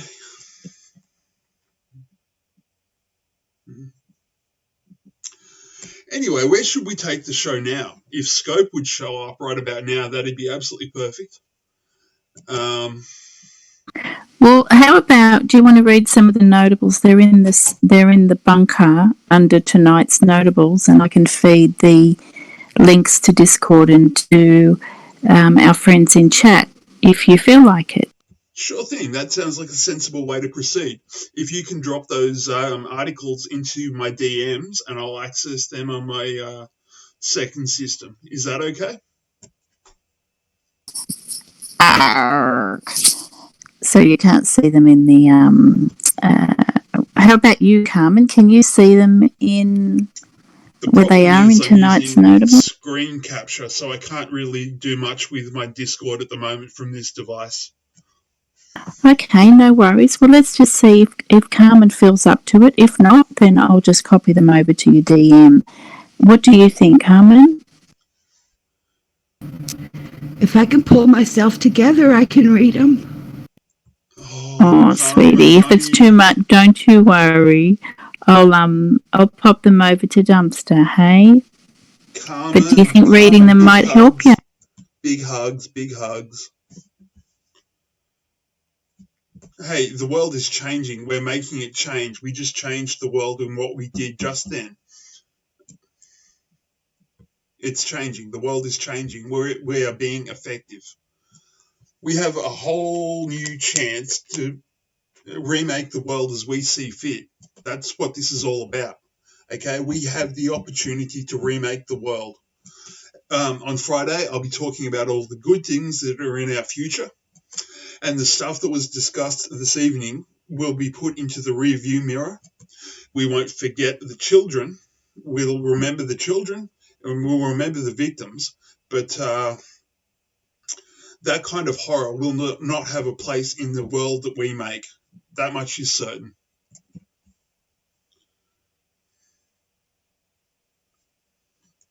And we live in such... Go ahead.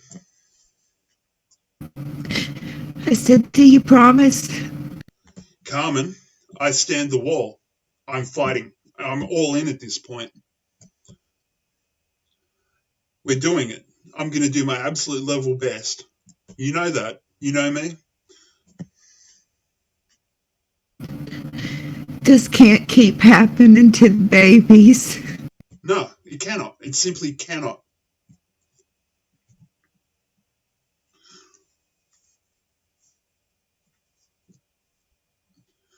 And I will make sure that I do everything in my power to make sure that it stops. And that's what I'm doing right here, right now. And this kind of information, I've been over it a dozen times or more, but it always gets me. It always gets to me. And that's because it gets to us because we're decent people. That's Carmen, you and I and Oz, we actually care about people.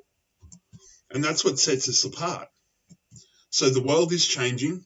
You and I, we will have our chance to put our stamp on the world. And we will raise a crop of children that will not face these kinds of horrors again. That's the whole point of the plan. It's not an election or a set of politicians or anything else. It's about a renaissance, a rebirth for the world. And you and I and Oz and Kaz, we're doing our level best. And our best will be good enough. It has to be. There's no other option.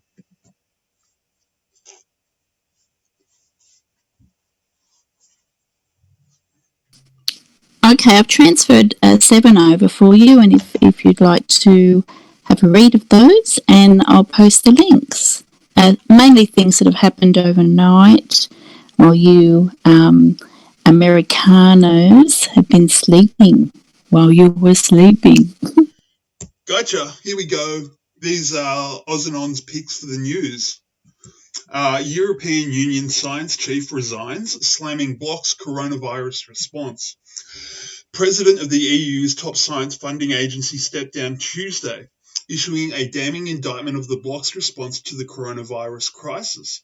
Mauro Ferrari, an Italian-American scientist who has led the European Research Council since January, said he had resigned following a dispute over the EU's approach to the crisis, stating he has lost faith in the system.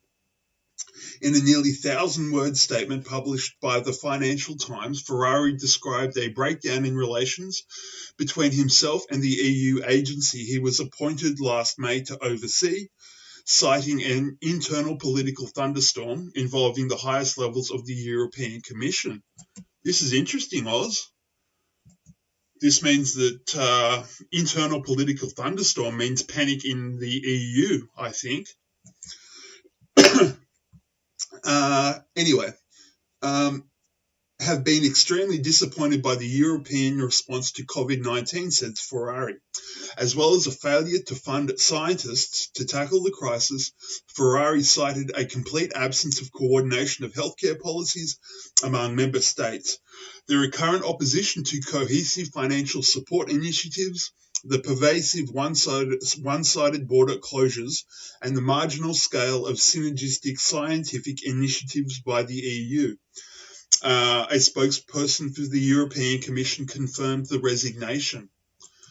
So there you go. That's a little bit of progress. That's something concrete that happened in this world to make this world a better place. That much is sure. Just a moment while I manage my files, please.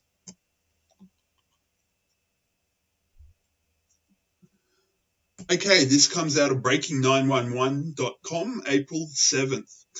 Media executives and sports marketing company indicted in FIFA case.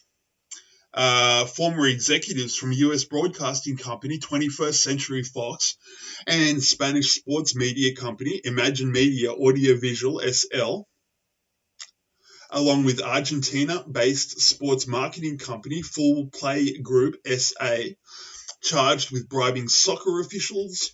A 53-count third superseding indictment, the indictment, was unsealed in federal court in Brooklyn, charging sports marketing executives Hernan Lopez and Carlos Martinez, formerly of 21st Century Fox Incorporated.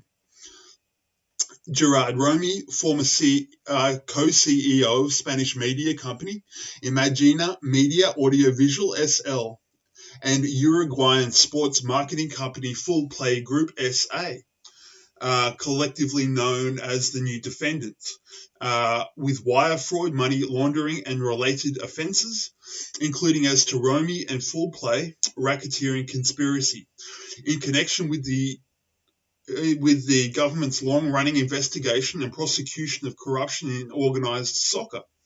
The indictment, returned under seal by a federal grand jury on March the 18th, 2020, includes additional charges against certain defendants located overseas who were previously indicted and have yet to be extradited to the United States. Defendants Lopez, Martinez, and Full Play are scheduled to be arraigned on April the 9th, 2020 before United States District Judge Pamela K. Chen in Brooklyn. Just a moment while I organise my files, please.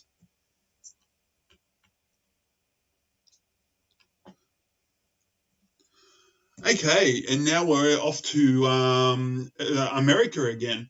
This comes out of Breitbart. House Republican demands Congress defund World Health Organization until Chief Tedros resigns. Guy Reschenthaler on Tuesday introduced a resolution demanding Congress withhold funds from the World Health Organization until its Director General, Dr. Tedros, resigns from his post. The measure, co-sponsored by over 20 Republicans, also calls for a wide-ranging investigation into WHO's alleged role in assisting the Chinese Communist Party cover up its handling of the deadly coronavirus strain that originated in Wuhan, China. The World Health Organization helped the CCP, that would be the Chinese Communist Party. So the World Health Organization helped the Chinese Communist Party hide the threat of COVID-19 from the world. And now more than 10,000 Americans are dead, a number that is expected to rise dramatically in the coming weeks, Tedros said in a statement. The United States is the largest contributor to the World Health Organization. It is not right that Americans' hard-earned tax dollars are being used to propagate Chinese lies and hide information that could have saved lives. This bill will hold the World Health Organization accountable for their negligence and deceit. According to a Fox News audit, the United States is the single largest contributor to the WHO. The most recent invoice from the World Health Organization to the United States, which is one of many countries that fund the organization, was for nearly $116 million a year. The United States also voluntarily gives between approximately 100 and 400 million more per year to the WHO for specific projects, contributions that totaled over 400 million in 2017, the most recent year for which figures are available. The introduction of the measure comes after President Trump lambasted the World Health Organization, calling the UN-backed organization very China-centric for its advice not to enact a travel ban to prevent the spread of the virus. Just a moment while I go to the fourth article, please.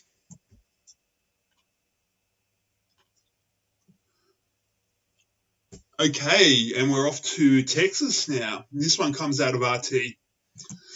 Texas gets green light to enforce ban on abortion as non-essential procedure during the COVID-19 epidemic. Texas can enforce a ban on abortions as long as the governor's coronavirus emergency declaration is in effect.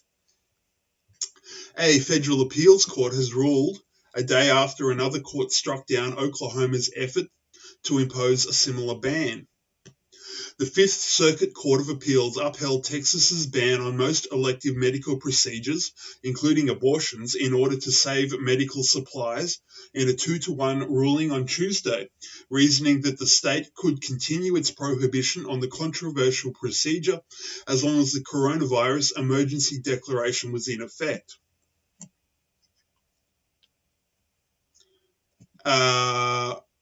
All constitutional rights may be reasonably restricted to combat a public health emergency, Circuit Judge Kyle Duncan wrote in the majority opinion.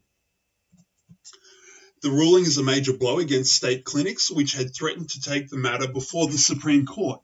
In its emergency declaration last month, Texas specifically ordered abortion clinics to halt their activities, in line with a blanket ban on surgeries not deemed medically necessary. Exceptions can be made where medically necessary to preserve the life or health of the mother, according to the state attorney general. But non-compliers risk penalties of up to $1,000 or 180 days in jail. Just a moment while I manage my files, please. And we're off to South Korea. And South Korea is considering tracking COVID-19 patients with GPS-enabled bracelet. The South Korean government is mulling the introduction of electronic bracelets that connect to one's phone and would allow authorities to better track the movements of people ordered to self-quarantine due to the COVID-19 novel coronavirus. While South Korea has made much progress in slowing the spread of the novel coronavirus, there are still 46,566 individuals currently under self-quarantine orders, which officials increasingly fear that many may be violating, according to the Korea Times. Just a moment while I organize my files, please. And we're off to Europe. Coronavirus. Paris bans daytime outdoor exercise. Authorities in Paris have banned exercise outside during the day as deaths from coronavirus continue to rise in France daily. The new rules are enforced between 10 and 9 10 sorry 10:00 and 19:00 local time and come into effect on Wednesday. The death toll in France has risen above 10,000, the fourth highest figure after Italy, Spain, and the US. Paris Mayor Anne Hidalgo and the Chief of Police said the new jogging rules would make people exercise when the streets are generally at their quietest. The Paris daytime jogging ban followed a sunny weekend marked by large groups of people running and walking in the city's parks, despite police controls that include fines for violating the lockdown. On Tuesday, French Health Minister Olivier Véran said the outbreak had yet to reach its peak, telling broadcaster BFM-TV, "We are still in a worsening phase of the epidemic." France has been under strict lockdown measures for almost a month. Anyone who goes outside is required to carry a document stating their reasons for leaving the home, shopping for necessities, visiting a doctor, or exercise within 1 kilometre of their address. Police have fined hundreds of thousands of people for breaking the tight restrictions. And everybody thank Ozanon. That's the morning news brought to you by Ozanon and Dumpster. And it looks like we got Gold Star Mum. Good morning, friend. Good morning, everybody. Hey, good morning, Gold Star. Wakey, wakey. Lovely to see you here. Yeah, I think I slept through my alarm again. Well, we started an hour earlier our time, which is so confusing. So I didn't know what time to be here. Hey, we've got Laura Heath out in chat. Hey, Laura, can we get some Q analysis, please, my dear?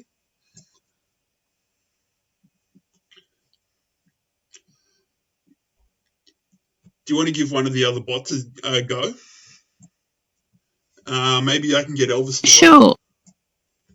No, they're working. It's just the distortion. We have both bots. Just the sound is too loud. But I'll pop the General Flynn song on. Hey, I love that one. Here we go.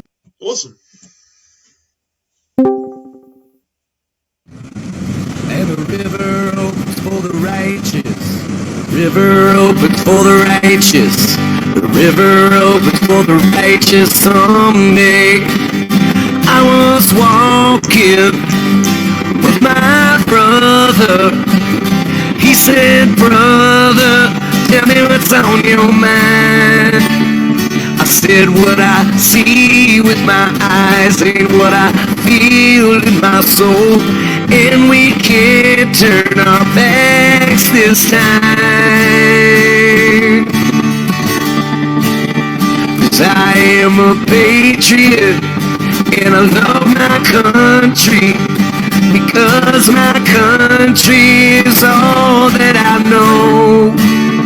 I wanna be with my family, people who understand me, 'cause I got nowhere else to go."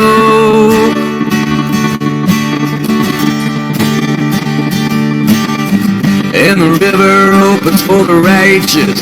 The river opens for the righteous. The river opens for the righteous someday. I was walking with my sister. She looked so fine. I said, "Tell me what's on your mind."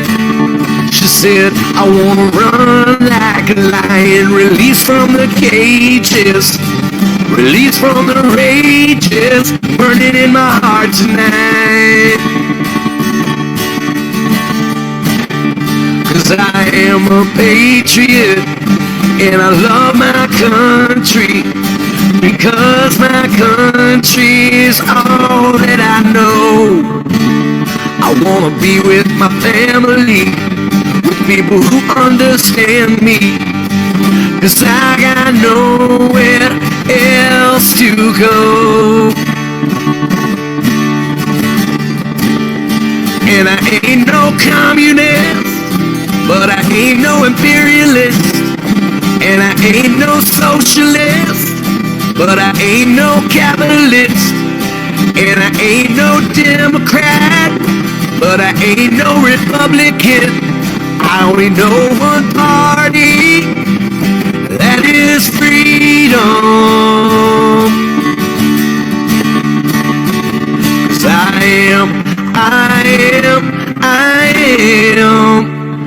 I am a patriot, and I love my country, because my country is all that I know. I wanna be with my family, people who understand me, 'cause I got nowhere else to go.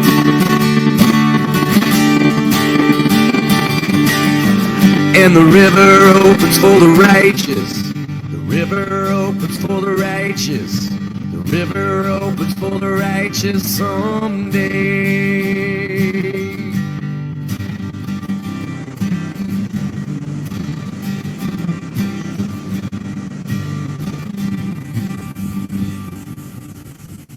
Okay, let's talk about the future. Hey, Ozanon, if you could have one thing that everybody could have access to in the future, what would it be and why? 24-hour round-the-clock vision of Rafa Nadal's butt, and I think it's self-explanatory, really. Tennis and sport and objectification of men. Radio. Yeah, just the third, just the latter. The other two, I would take or leave.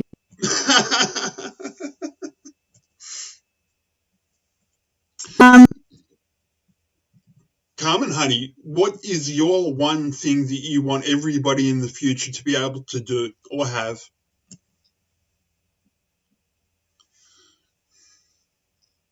Peace of mind.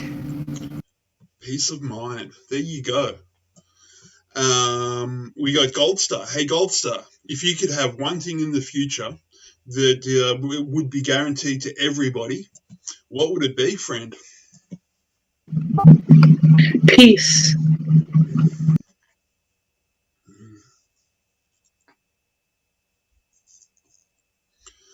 Yeah, I hear that. Peace of mind, peace of temperament, and the ability to live in a world peacefully. Because we didn't pick this fight. It was picked for us, and we were forced into fighting. And I don't think that this is a natural state for humanity to be in. So peace of mind and peace. The chance to grow up peacefully and to live our lives peacefully. Amen.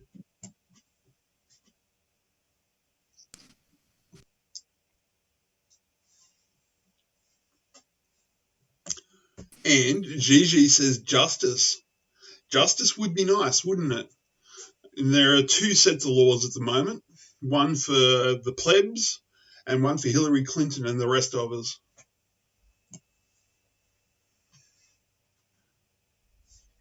And Wales, GTO Gaming says equality for all. Absolutely. These are the kinds of things we can structure our future to have.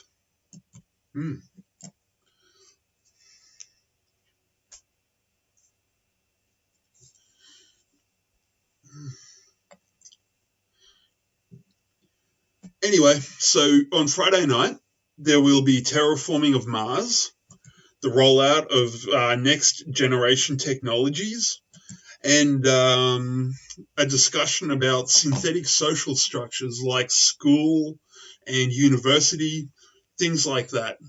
The legal system, the political system.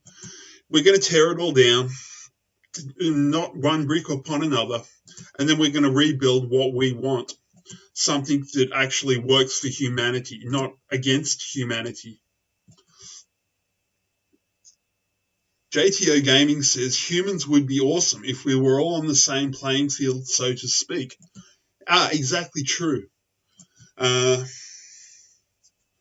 We know that at the moment, positions of power are held by people who do not have our best interests at heart. If we were all equal, we would be able to impose the 99% vision for the future over the top of the 1% that's trying to hold us back. Good point, JTO.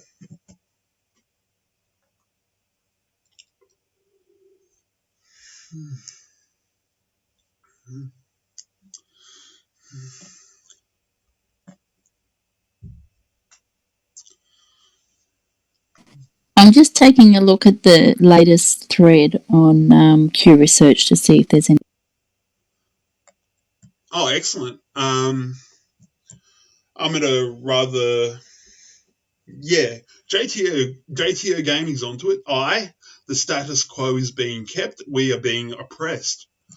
And the future will be unlike any other set of social organizations ever.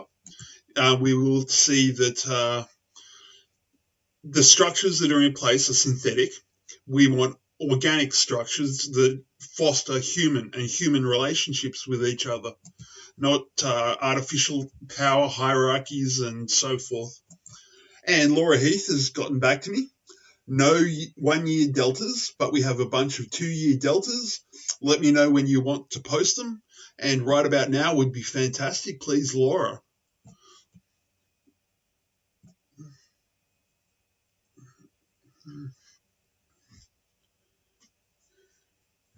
I had a few bits and pieces to go through, but after Kaz's presentation, I don't think there's really much point.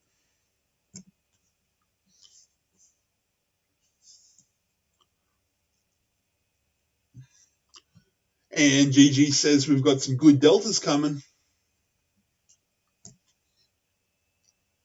And I think people love hearing whatever you present, Dumpster. Just my little vote there for you. Oh, yeah. I mean, tonight was not your average night. We knew what it would be, and it was pretty brutal, but I've recovered now. Back to my usual chirpy self, sort of, more or less. But,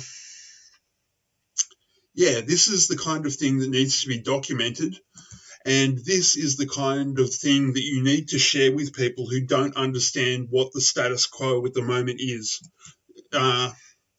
If people are not used to this information, it's going to force them to accept the horrors of the real world. You know, it's a very bitter pill to swallow. The red pill is bitter, but it's necessary. And once you know, you wouldn't want to go back. But while you're ignorant, I guess it's still bliss. So we live in very interesting times.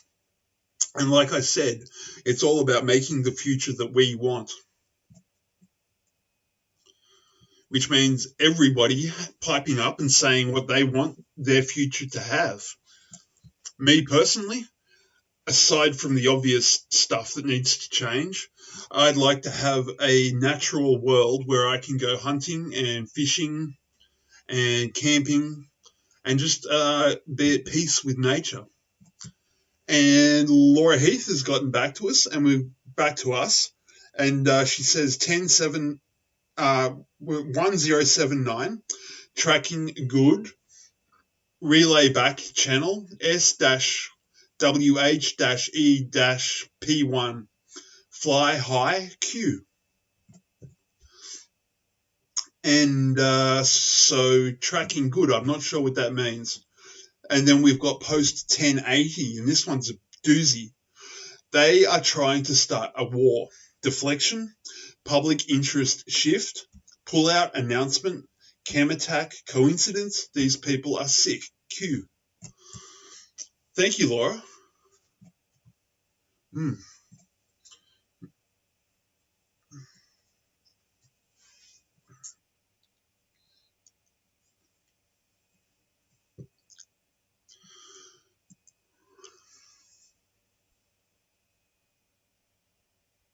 Yeah, so Friday I'll be talking about terraforming Mars, turning Mars into a habitable planet. I'll be talking about robots, artificial intelligence, X-type technologies, and the good and godly purposes that we can put technology to use for once we have the perversion of our current system dealt with.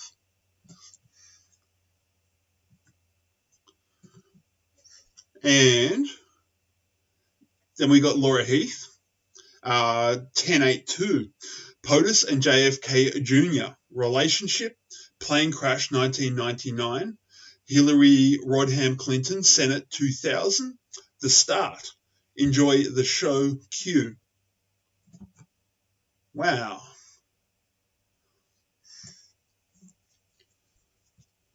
Okay, guys, we need some content, either a music or we wrap the show up.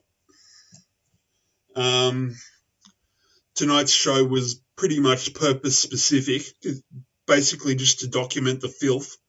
And if the people around you don't understand that that is what is going on, you need to poke them in the direction of this broadcast. And we've got post 1083 from Laura. Signal, intercept, old to new, as the world turns, Q. And BE has a great question. Where's Field McConnell? This is Abel Danger, yes. Last I heard, he was behind bars in Broward County in Florida, where he'd been extradited to Broward County for some subtextual reason or whatever's going on. But that's a very good question, BE. If anyone knows the answer to where is Field McConnell, I'd love to hear that. Okay, well, I'll pop a song on and I'm just dragging up a couple of things out of Q Research and I'll DM them through to you. Beautiful. That sounds like a great way to proceed. We've got heaps I've been hearing more and more about a thing called fake news. Fake news. I've seen people destroyed, and I think it's very unfair. Some of the media outlets that I deal with the fake news. Fake news. I think it's a disgrace. It's an absolute disgrace, but I don't think they care. First of all, one of the reasons I'm here today is to tell you the whole Russian thing, that's a ruse. Just a ruse. I own nothing in Russia. I don't have any deals in Russia. Russia is fake news. I just see many untruthful things. The press has become so dishonest. The public doesn't believe you people anymore. You have a lower approval rate than Congress. I've been hearing more and more about a thing called fake news. Fake news. I've seen people destroyed, and I think it's very unfair. Some of the media outlets that I deal with the fake news. Fake news. I think it's a disgrace, an absolute disgrace, but I don't think they care. I'll tell you something, I don't mind bad stories. I can handle a bad story better than anybody as long as it's true. But I'm not okay when it is fake. It's all fake news. I mean, it's a story after the story. We're not going to let it happen. And the public gets it. When I go to rallies, they want to throw their laptops to CNN. Here's the thing. I want to see an honest press. I want to see an honest press. I want to see an honest press. It's so important to see an honest press. I want to see an honest press.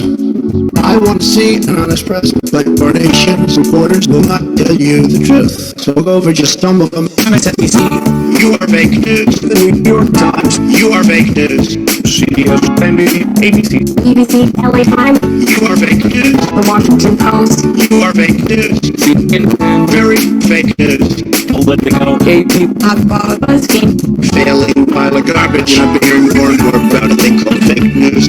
Fake news. I've seen people destroyed, and I think it's very unfair. Some of the media outlets that I deal with the fake news. Fake news. I think it's a disgrace, an absolute disgrace, but I don't think they care.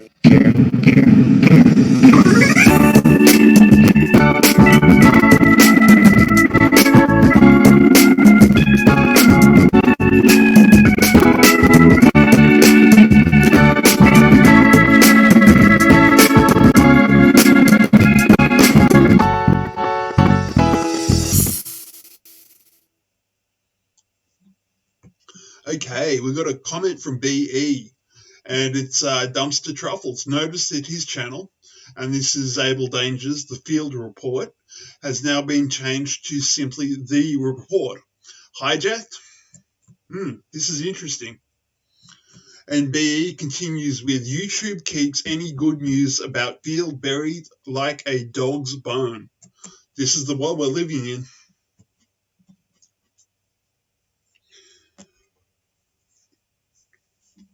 Carmen, are you feeling any better? A little bit. Remember, you have to face the evil to slay the evil. And that's what we've done. That's what we've done right now. Those people just make me so sick. Hanging's too good for them. I agree. but revenge is not in our purview. We will leave that to the Almighty, I think.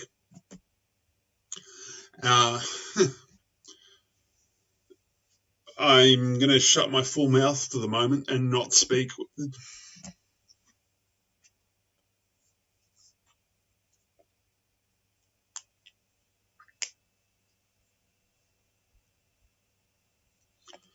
Yes, a length of rope, I think, is the appropriate punishment.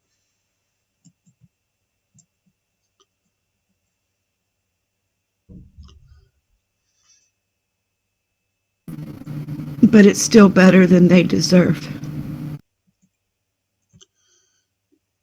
Well, But that day will come. They will get what they deserve. by the time they realize how wrong they are and the wrongness and the badness and the evil of their lives, when they understand what it's cost them, then and only then will they understand the punishment that is going to be handed out to them. And I, for one, I hope to be fishing in heaven for the next 150 years or so to get over my experiences on the planet. But yeah, BE's got a great one. He says, millstones work for me as well as gallows. I can actually foresee a future where the Marines and the police are keeping them safe from us. It's going to get that bad for these people. And Laura Heath has a good one. This is 1097. Dig. Social media contacts. Who worked for World Health Organization? Access level. Find all pics. Bigger than you know. One example of many. The A1. Q Delta Delta is A1 about to be back in the news. And then we have 1098. Why did Hussein protect ISIS? POTUS, ISIS focus and destroy 1 year, question mark, versus Hussein, 8 years, question mark, versus George W. Bush, that would be, question mark, DC access, sold out, bring back the gallows, Q. Yeah, exactly right. Q says bring back the gallows, and Laura Heath says Carmen Morrison. Q says bring back the gallows.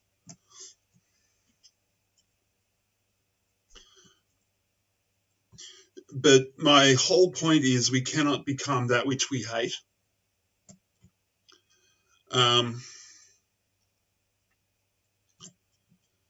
If we were to try, this topic needs to be addressed. If we were, there's no punishment on this earth that fits their crimes. So why even bother trying to punish them in this world? We are not of this world. They are not of this world. They will be dealt with in due course. That's all I've got to say on that.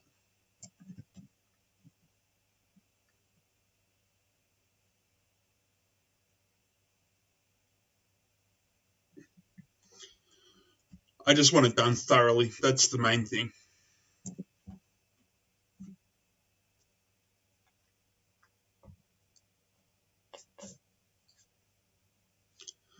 And remember, these people are in the absolute minority. Less than probably about 1/3% of Western democracies and European democracies and American and Australian democracies. We're talking about less than 1 person in 200. So that adds up to a lot of people, but in real terms, that's not very many people at all.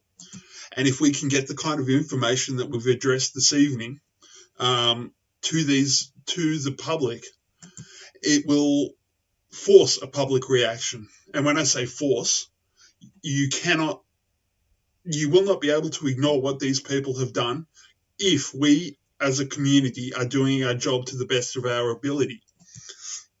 And remember, the Q is tens of millions strong at this point. Tens of millions, at least 50, 60, maybe as high as 100 million people. And we have been effective as a community.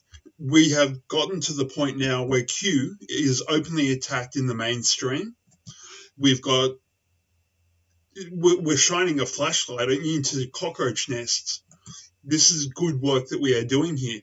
And times like this evening are the difficult times. There will be times ahead of us where we will celebrate. And I guarantee you, I will be celebrating big when they hang Hillary Clinton. And Carmen Morrison, she has the rage of a mighty warrior. God will get them. I'm glad, and they should be too, that I'm not God. Exactly true, Carmen. We are but people. And we should not try and assume the mantle of God. That's just beyond our purview. And it's not a matter of showing mercy or not showing mercy. It's a matter of showing as much mercy as we can possibly. Mercy is a matter of degrees. We can show mercy and still hang them. We can forgive them and still hang them. We were forced into this course of action. This wasn't our fight that we picked. They picked this fight with us. And gentle souls like Carmen and myself and Oz and Kaz and Gold Star Mum, we have a duty to all those untold, to all the victims, all the damaged people, all the evil and filth that's gone on in this world. And we have a duty to erase it. And then we have the ability to remake it as we see fit. Which is why I asked you guys, Oz and on, Oz and on, all I've got to say to that is,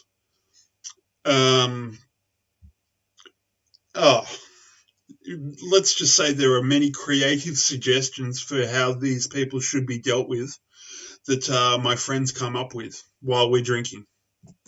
And they're the best ones. When you're drinking, they're the best ones. If only we could remember all of them.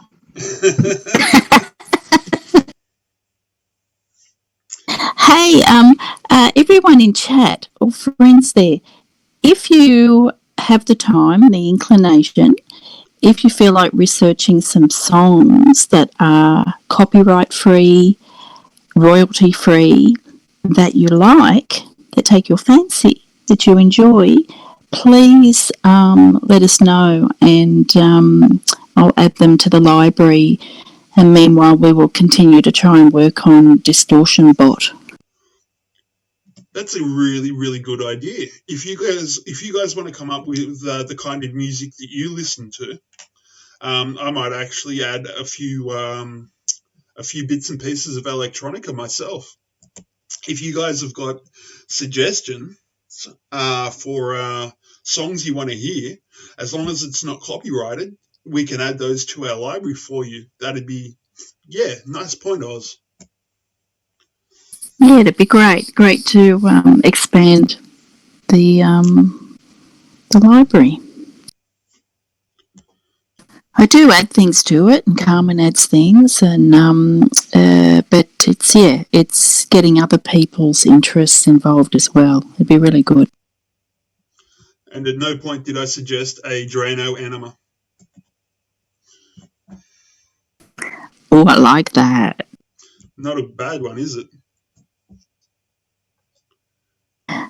But then we become like them. So, gotta hand it over to justice. Yes. Over to Trumpy. Over to the military tribunals. Let's let them look after it. Let's do it all legal and proper. And in plain sight and public executions. And I say bury them at sea. I say hang them, then dump them at sea. Yeah, I was pondering that after you mentioned it last week. I've been thinking about it. I mean, on Monday, and I think that's a very good idea. I don't think they should have a resting place. Absolutely not. Well, not on this, not on land. I mean, they shouldn't.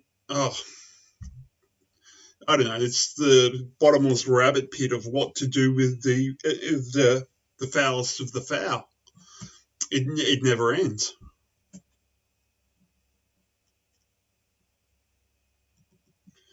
But I will make the point that at a certain point, the police and the Marines are probably going to have to protect these people from us. And we may also be looking at sporadic action within communities. Let me put it that way.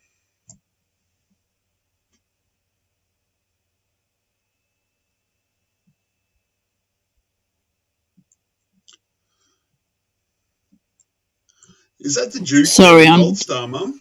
The Duke? Yeah. Yes, it is. See, there's a man who knows how to get things done. Pilgrim. Howdy, Pilgrim.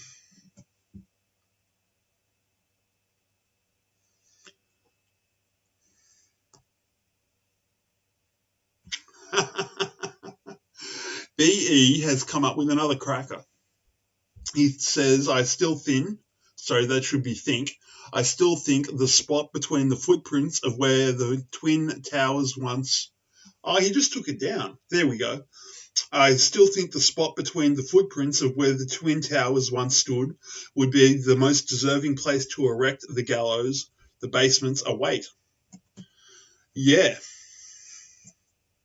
It's got to be done public, though. That much is absolutely certain. We have to be able to draw a line in our history and say the world was bad before this point.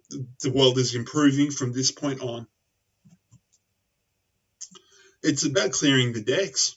I mean, if the world was Lego, take every piece from every other piece and then sit down and think about what we want, not what we have in front of us.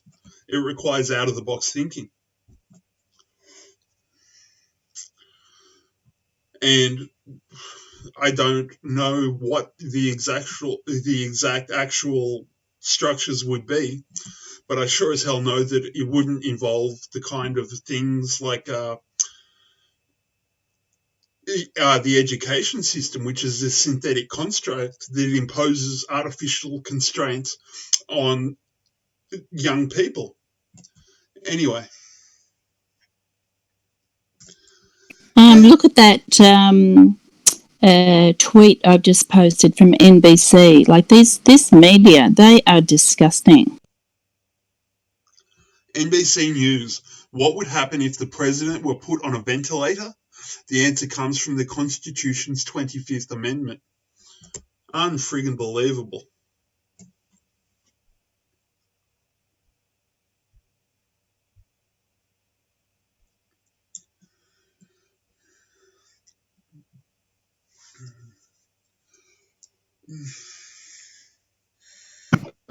Gotta take out the media. Take down the media. The media has got to be stopped. Nothing else is going to happen if we don't get the media stopped. We don't have to stop it. We just have to turn our backs on it. People are living in a paper cage. All they have to do is reach out, tear up the bars, and step out of their prison. It's that simple. It's a spiritual war waged from within a mental cage. You're absolutely right, Gold Star.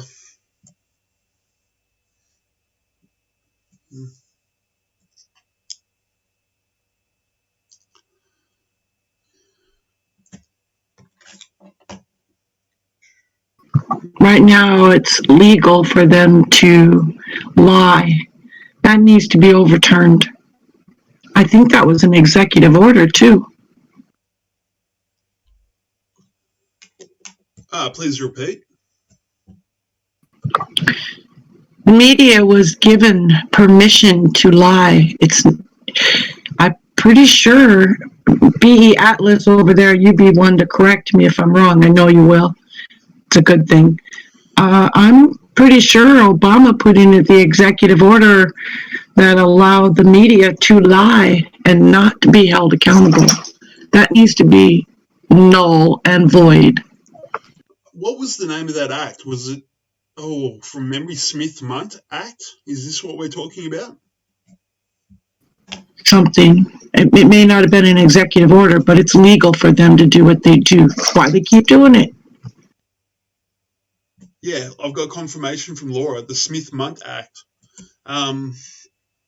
It basically makes propaganda and lies a legal course of action for media companies. And it's not just the lies, it's the whole tone of mass media. It's not uplifting, it's not positive, it's not nurturing or caring or strengthening. It's about dividing people. And it starts with the family. It's an attack on the nuclear family. And it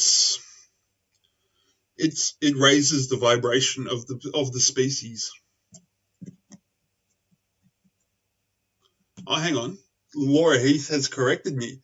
Obama ended the Smith-Munt Act. So I'm not sure. Oh, hang on. Gold Star's got the juice. Nice catch. On January the 2nd, 2013, Bathhouse Barry signed and enacted into law HR 4310. It is also known as the Smith-Munt Modernization Act of 2012. It was part of the 2013 National Defense Authorization Act. While a large portion of Americans was focused on the indefinite detention of U.S. citizens without trial clause, they overlooked H.R. 4310. That act single-handedly legalized the use of propaganda on the United States public, and that means that the United States media can lie to the public about what the government is doing. Not only that, but this act nullified the Smith-Munt Act of 1948. All that entire act did was explicitly forbid information and psychological operations that would attempt to influence the public opinion of the United States. There you go. In black and white, they made it legal to manipulate us like animals, like lab rats. And that's... Yeah, nice catch. Thank you, Gold Star. And John Boehner, Republican, was the Speaker of the House when that happened. Was a Republican. The significance of that is lost on me, Gold Star. Right now, the Democrats are the ones in charge of the House. So remember, Q keeps saying it's not about party. This is about good versus evil. So right now we have the Democrats that are destroying everything in the House, with the Republicans running in control of the Senate. But in 2011 to 2015, John Boehner, the guy that always wore the pink tie and cried all the time, he is the one who was the Speaker of the House that would have allowed that HR 4310 thing to happen, because HR is House resolution. So we're looking at different political parties following the same agenda from a third party that controls both houses. That would be an accurate way to look at it, wouldn't it? I would think so. Like Hugh says, it's not about party, because they're bad on both sides.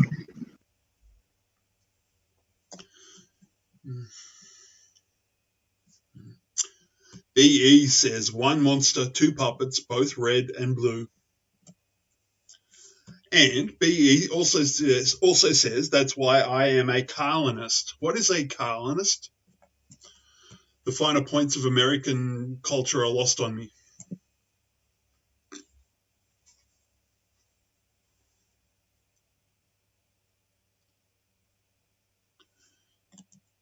You missed the party, Reggie. Good morning, Regina. How are you?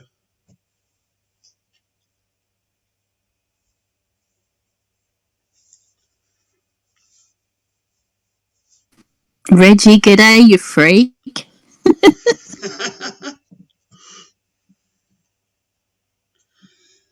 Anyway, We had our original 13 colonies. I believe that's what he's referring to. You know, those that came from the Mayflower and settled here. Original settler or founder of a colony, an inhabitant of a colony, an inhabitant of a colony, a settler in a colony, a member of a colonizing expedition, colonist. hang on, there's been a breakdown in communication. BE says that's why I am a colonist, and colonist is spelled Carlinist, not colonist. Oh, George Carlin, I get it. Oh, there we go. B's just responded. George Carlin saw through the BS and died too young. An American comedian. I'm actually going to scribble that name down and see if he's any good.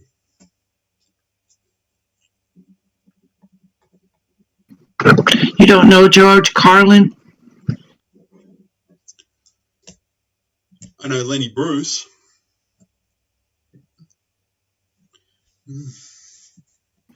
He's pretty good.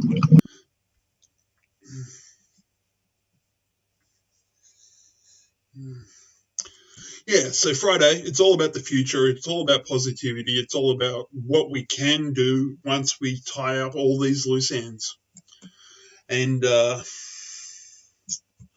are a lot of loose ends at the moment. That much is certain.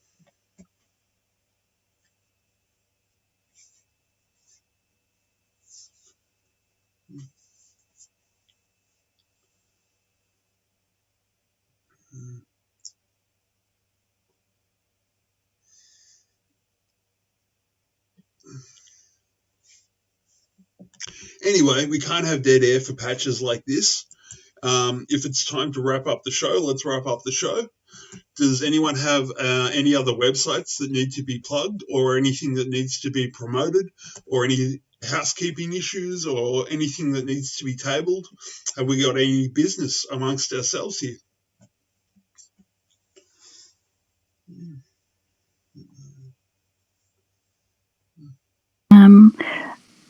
I've just posted a little thing about the corona in Australia, but if you've had enough of all that, I'm just bringing up things that are hitting the board. There's George Carlin. For the people, I'm sure you know of him. I was going to call you Trumper. Trump star.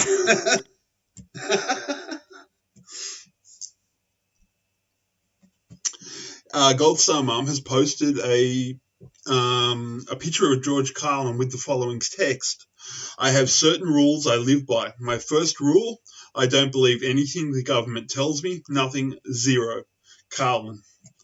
That sounds like a pretty good rule to live by, I think. And Biker Forever UK says the sad truth is that most people have been conditioned to rely on MSM for information and believe the information. The MSM needs to be neutralized as soon as possible, in my honest opinion. Pleased to meet you. I don't recognize your handle, Biker. Welcome aboard.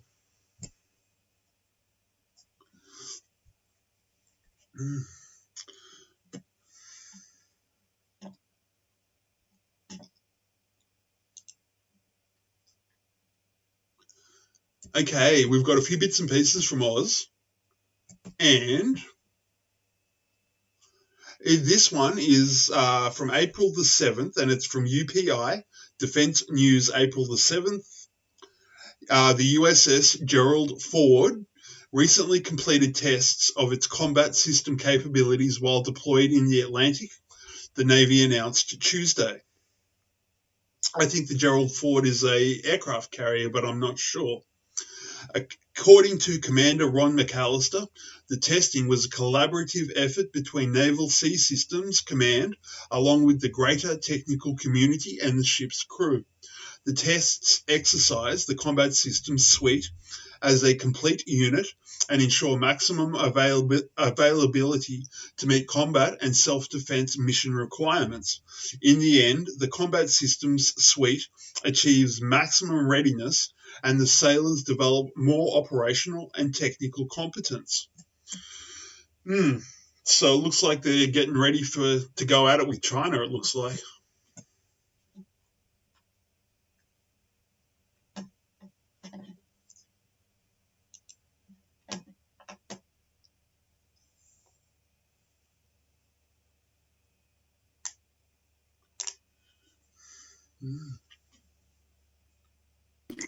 You know what? I'm posting things to you, but there seems to be a long delay for them to come through to your DM because I posted that, I don't know, half an hour or so ago.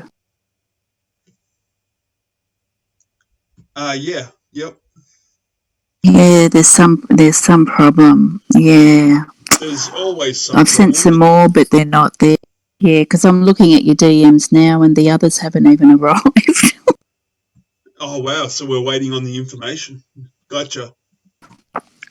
Oh, well, never mind. Hey, is Puppy in the house?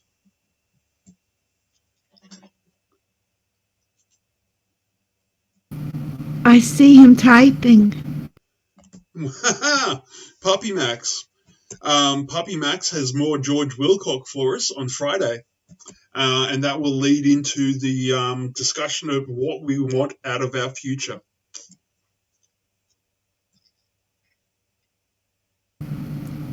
I believe that's David. Sorry, I lost my train of thought. David Wilcock. Sorry, David Wilcock.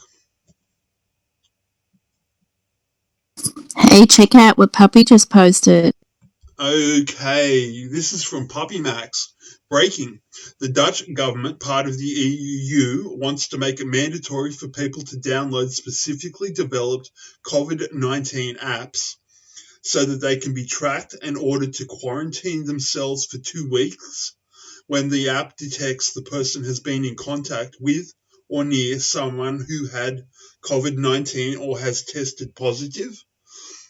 And the Dutch government is 99.9% cabal. Okay. It's official. Throw away your smartphone. That's terrible.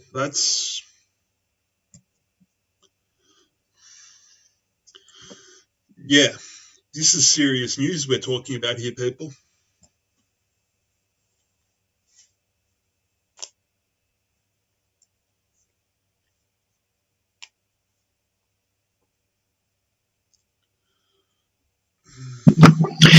I don't know about everybody else, but I feel like it's all coming to a head.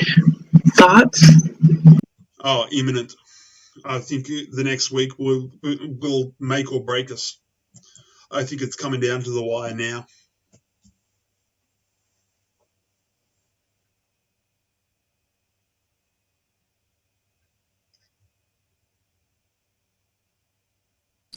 I think we're going to keep going for quite a while yet. I think it's just a slow reveal.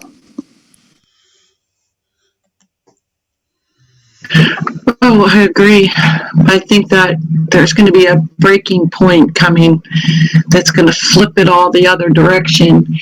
And I'm not going to say the person's name, but somebody keeps freaking out all the time. Nothing's happening, nothing's happening, nothing's happening. And I'm thinking, you realize that with the way the justice system and everything works, we're going to be dealing with 10 years of hearings and attorneys and lawyers and trials and executions. This is going to be a long process. And it's going to take us a couple of generations to fix all the wrong. This is not something that's just going to snap our fingers and it's going to be over. This is long term. Yeah, I'm in it to win it. I think there will be a very, very active phase in the near future. And then, like you said, decades. But I kind of think it'll be slow getting there. But then when it hits the military tribunals, I thought that it's my belief that, or my understanding, that they're very quick. Like military tribunals, just quick. But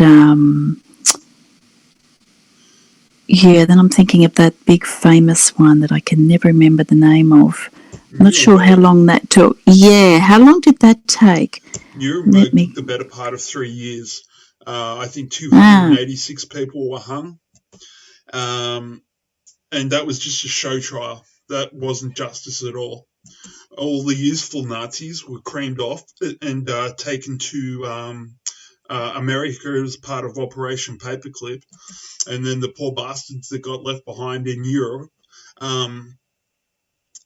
got put through a show trial at the close of the war.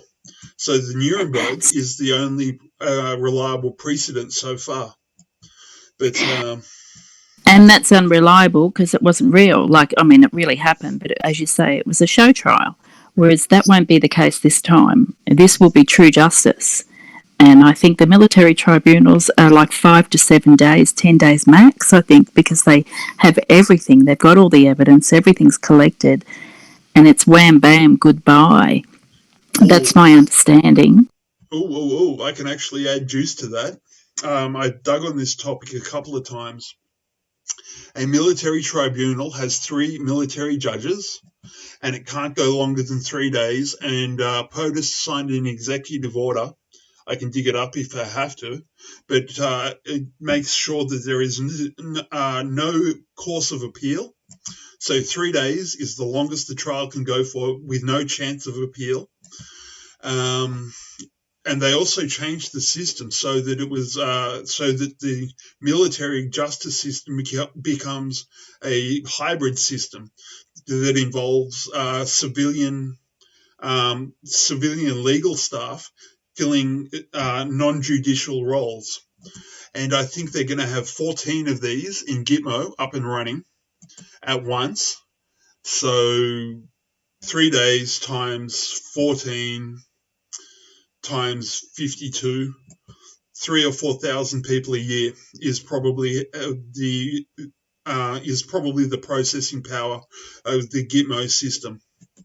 And I absolutely agree with Gold Star.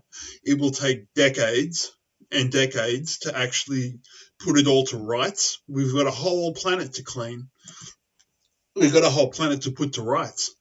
But I really do want to see an action phase where the hammer gets dropped and we get to see something that people simply cannot ignore.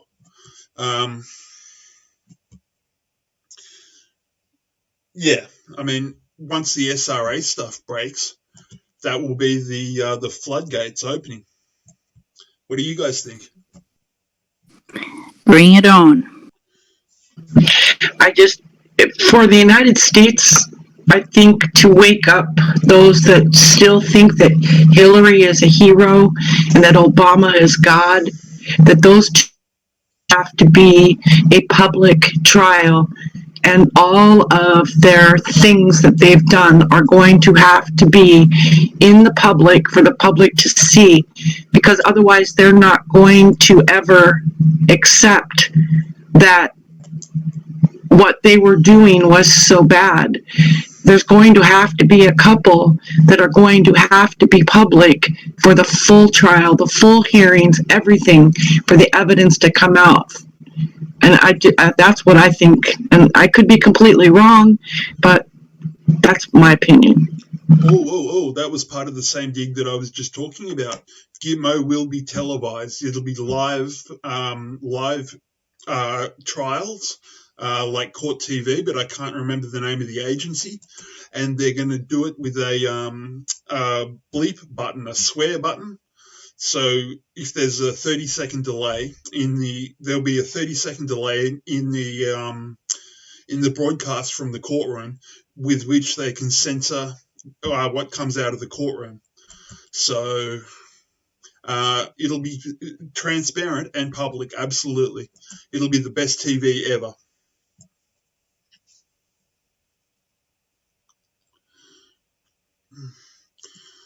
And Gates needs to be exposed too, says Gold Star Mum.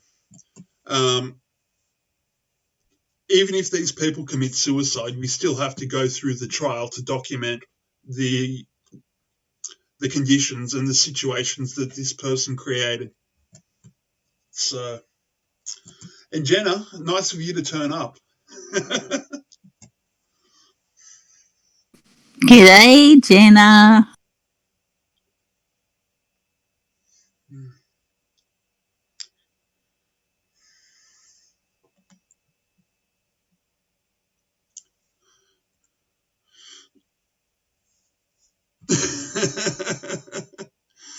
Those who dance are considered insane by those who cannot hear the music. George Carlin. And another one from George Carlin. Never underestimate the power of stupid people in large groups.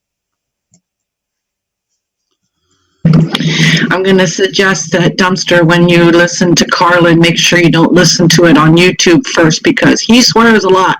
He loves the F-bomb. As do I, but I conduct myself with comport in public. But yeah, I swear like a trooper.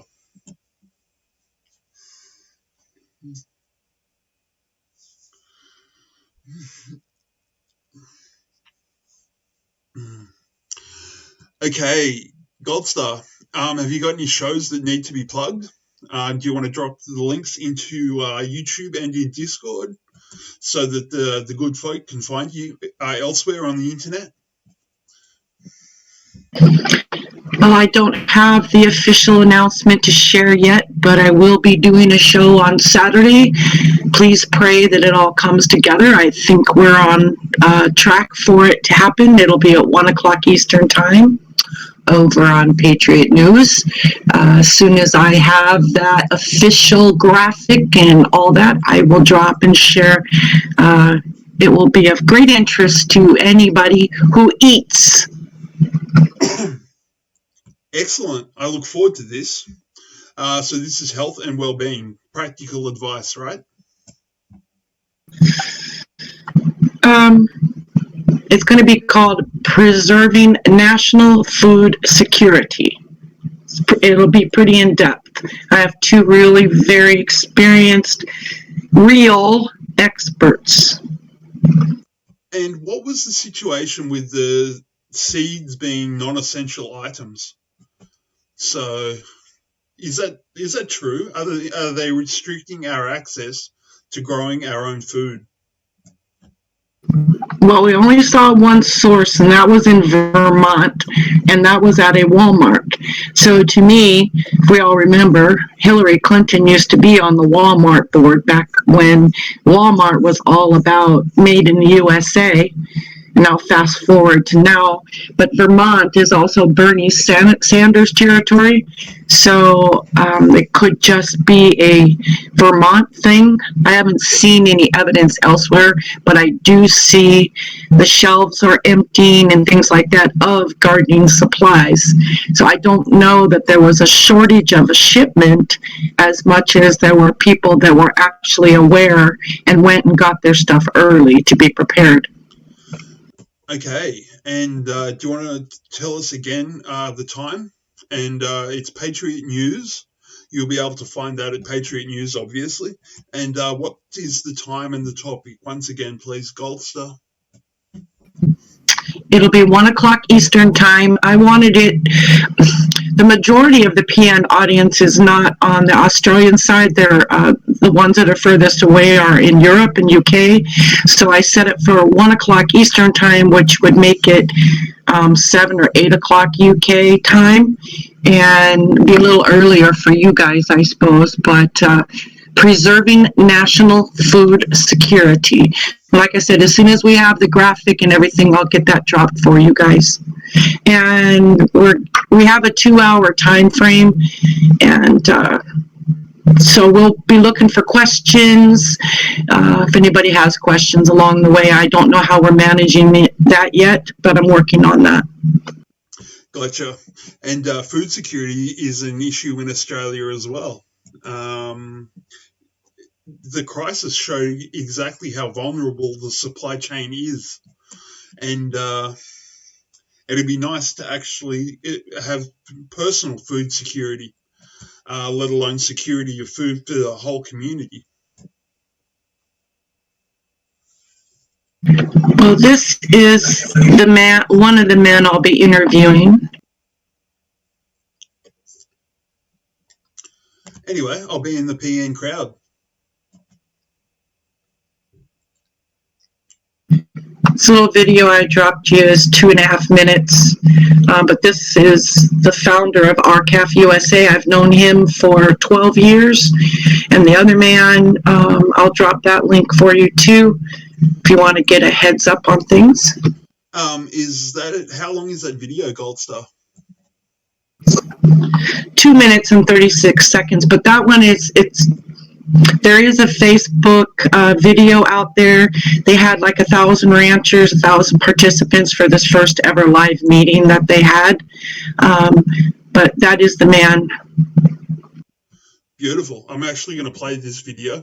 Just a moment, please. I'll ask you to maintain silence until I tell you it's over. YouTube will be able to see it, but Discord will not.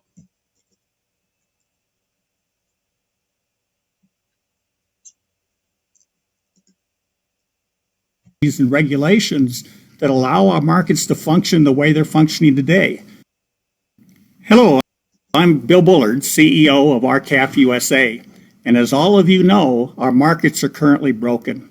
And they're broken by design. They're broken because for the past several decades, the meatpacking lobby has been establishing policies and regulations that allow our markets to function the way they're functioning today. That's a dysfunctional market. There's a disconnect between the value of your cattle and the value of beef that consumers are paying in the grocery stores. We have to fix this problem, and we have to do it right away. We have producers with cattle to sell and no market to sell into. We have producers who are unable to make their operating loans and mortgage payments. This is a serious, serious situation. But it's a crisis that we've been in for several years, with retail prices increasing and cattle prices decreasing. This should not be happening. So I want to invite you to something brand new. We're going to do a Facebook Live meeting on Monday evening at 7 p.m. Mountain Time right here. And this will be April 6th, Monday evening, April 6th, 7 p.m. Mountain Time. We're going to do a Facebook Live meeting, and we're going to have an opportunity for questions and answers. We're going to talk about solutions, the solutions that RCAF has been bringing forward for many years, but yet the meatpacking lobby has slapped them all down because they like the way the market is operating today. So we want to work with you, and we need your support to get this done. So in the meantime, between now and Monday's meeting, I'd like you to go to our webpage at www.r-caf.usa and look at the top of the letter that we sent to the president on March 8th. Those are some of the solutions we're going to talk about on Monday. But I also want you to go to the organizations that you've been supporting and look at what they have done in terms of requesting some meaningful market structure changes for your industry. This market should be sending signals to you to ramp up production. That's exactly the opposite of what's happening in this national crisis. Instead, you're experiencing depressed prices. This simply should not be happening in a competitive marketplace. We need your support. We want you to participate in this meeting, ask your questions, and we'll do our best to answer them. So until Monday night, 7 p.m. Mountain Time on April 6th, you folks stay healthy, take care, and keep taking care of those cats.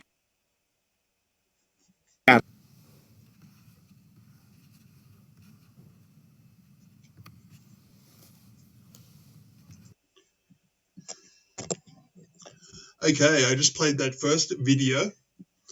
Bill Bullard, I believe, was his name. The next,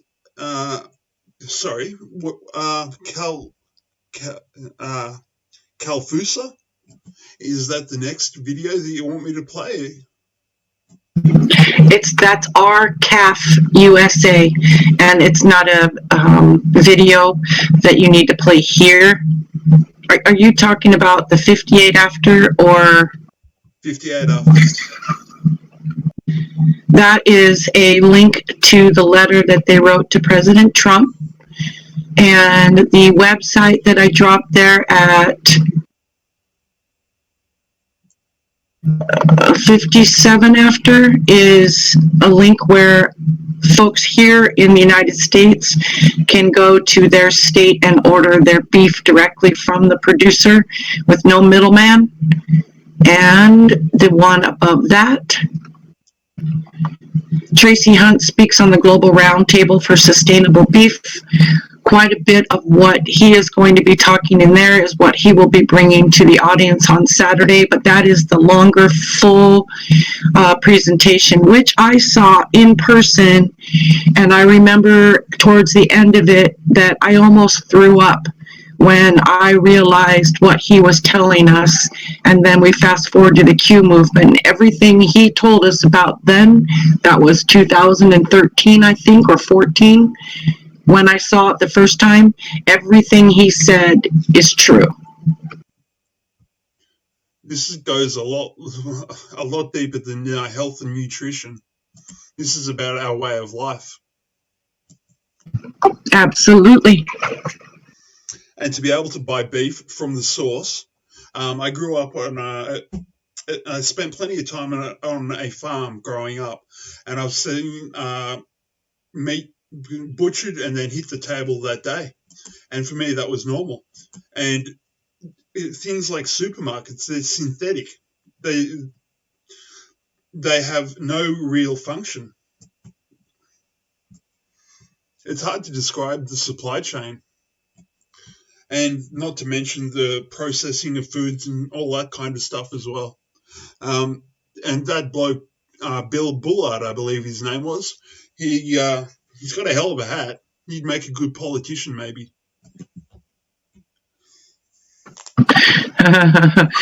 He's a rancher. He hates politics. That's why I'd vote for the damn man. He looks like a top bloke, actually. He was a rancher, and he's so committed to fighting for the independent cattle rancher that he does RCAF USA full-time, and he welcomes any opportunity to speak to the public to wake them up. Excellent. Happy to cooperate with the man.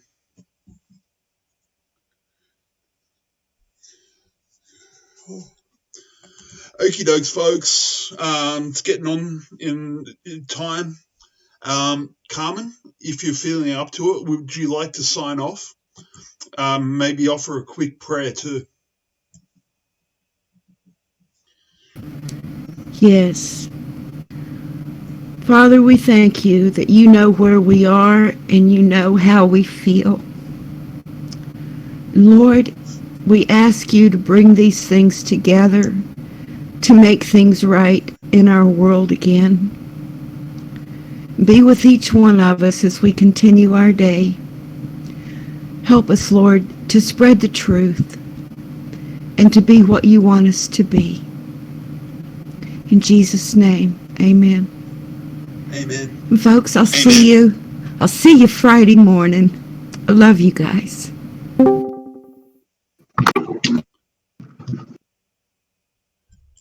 Gold Star, Ozanon, you guys want to sign off? Signing off. Gold Star Mom out. Signing off. And thanks everyone for being here with us. And we'll see you on Friday. And we'll go out with our closing song, Patriot Rick Grebenik, Trust in You. Original song, and we have full permission to play it. And we support him. Beautiful. And good night, YouTube. See you guys Friday. Good News Friday, too.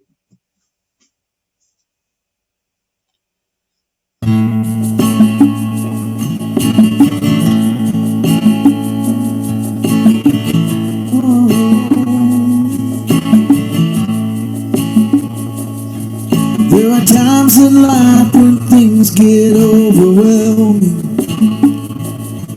and I've gone as far and as long as I can go. And when I need the most, my failing friends astound me.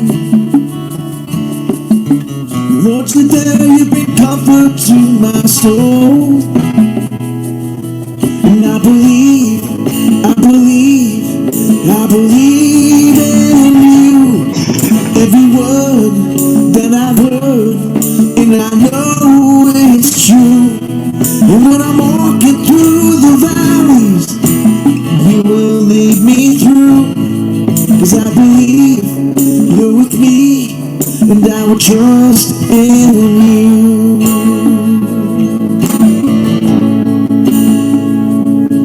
I must walk by faith and not by sight, you told me. And there's rewards for those I know that seek your face. But I can use a glimpse right now, Lord, of your glory. And in my darkest hour, you give me strength. 'Cause I believe in you. Every word that I've heard, and I know it's true. When I'm walking through the valley, you will lead me through. 'Cause I believe you're with me, and I will trust in you. I raise my hand, sing hallelujah. For you are worthy of our praise. When the storm comes, Lord, I am running to you, and I will glorify your name.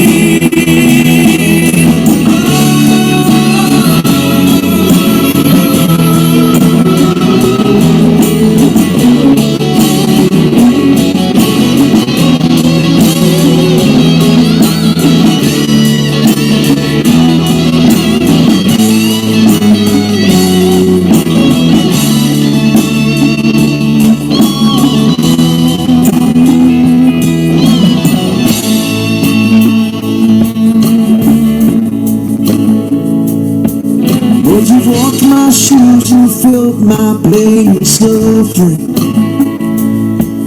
And you took the nails for me while I was lost. And all the trials that I go through, Lord, they are nothing, no, compared to what you went through on that cross. I raise my hand, sing hallelujah. For you are worthy of our praise.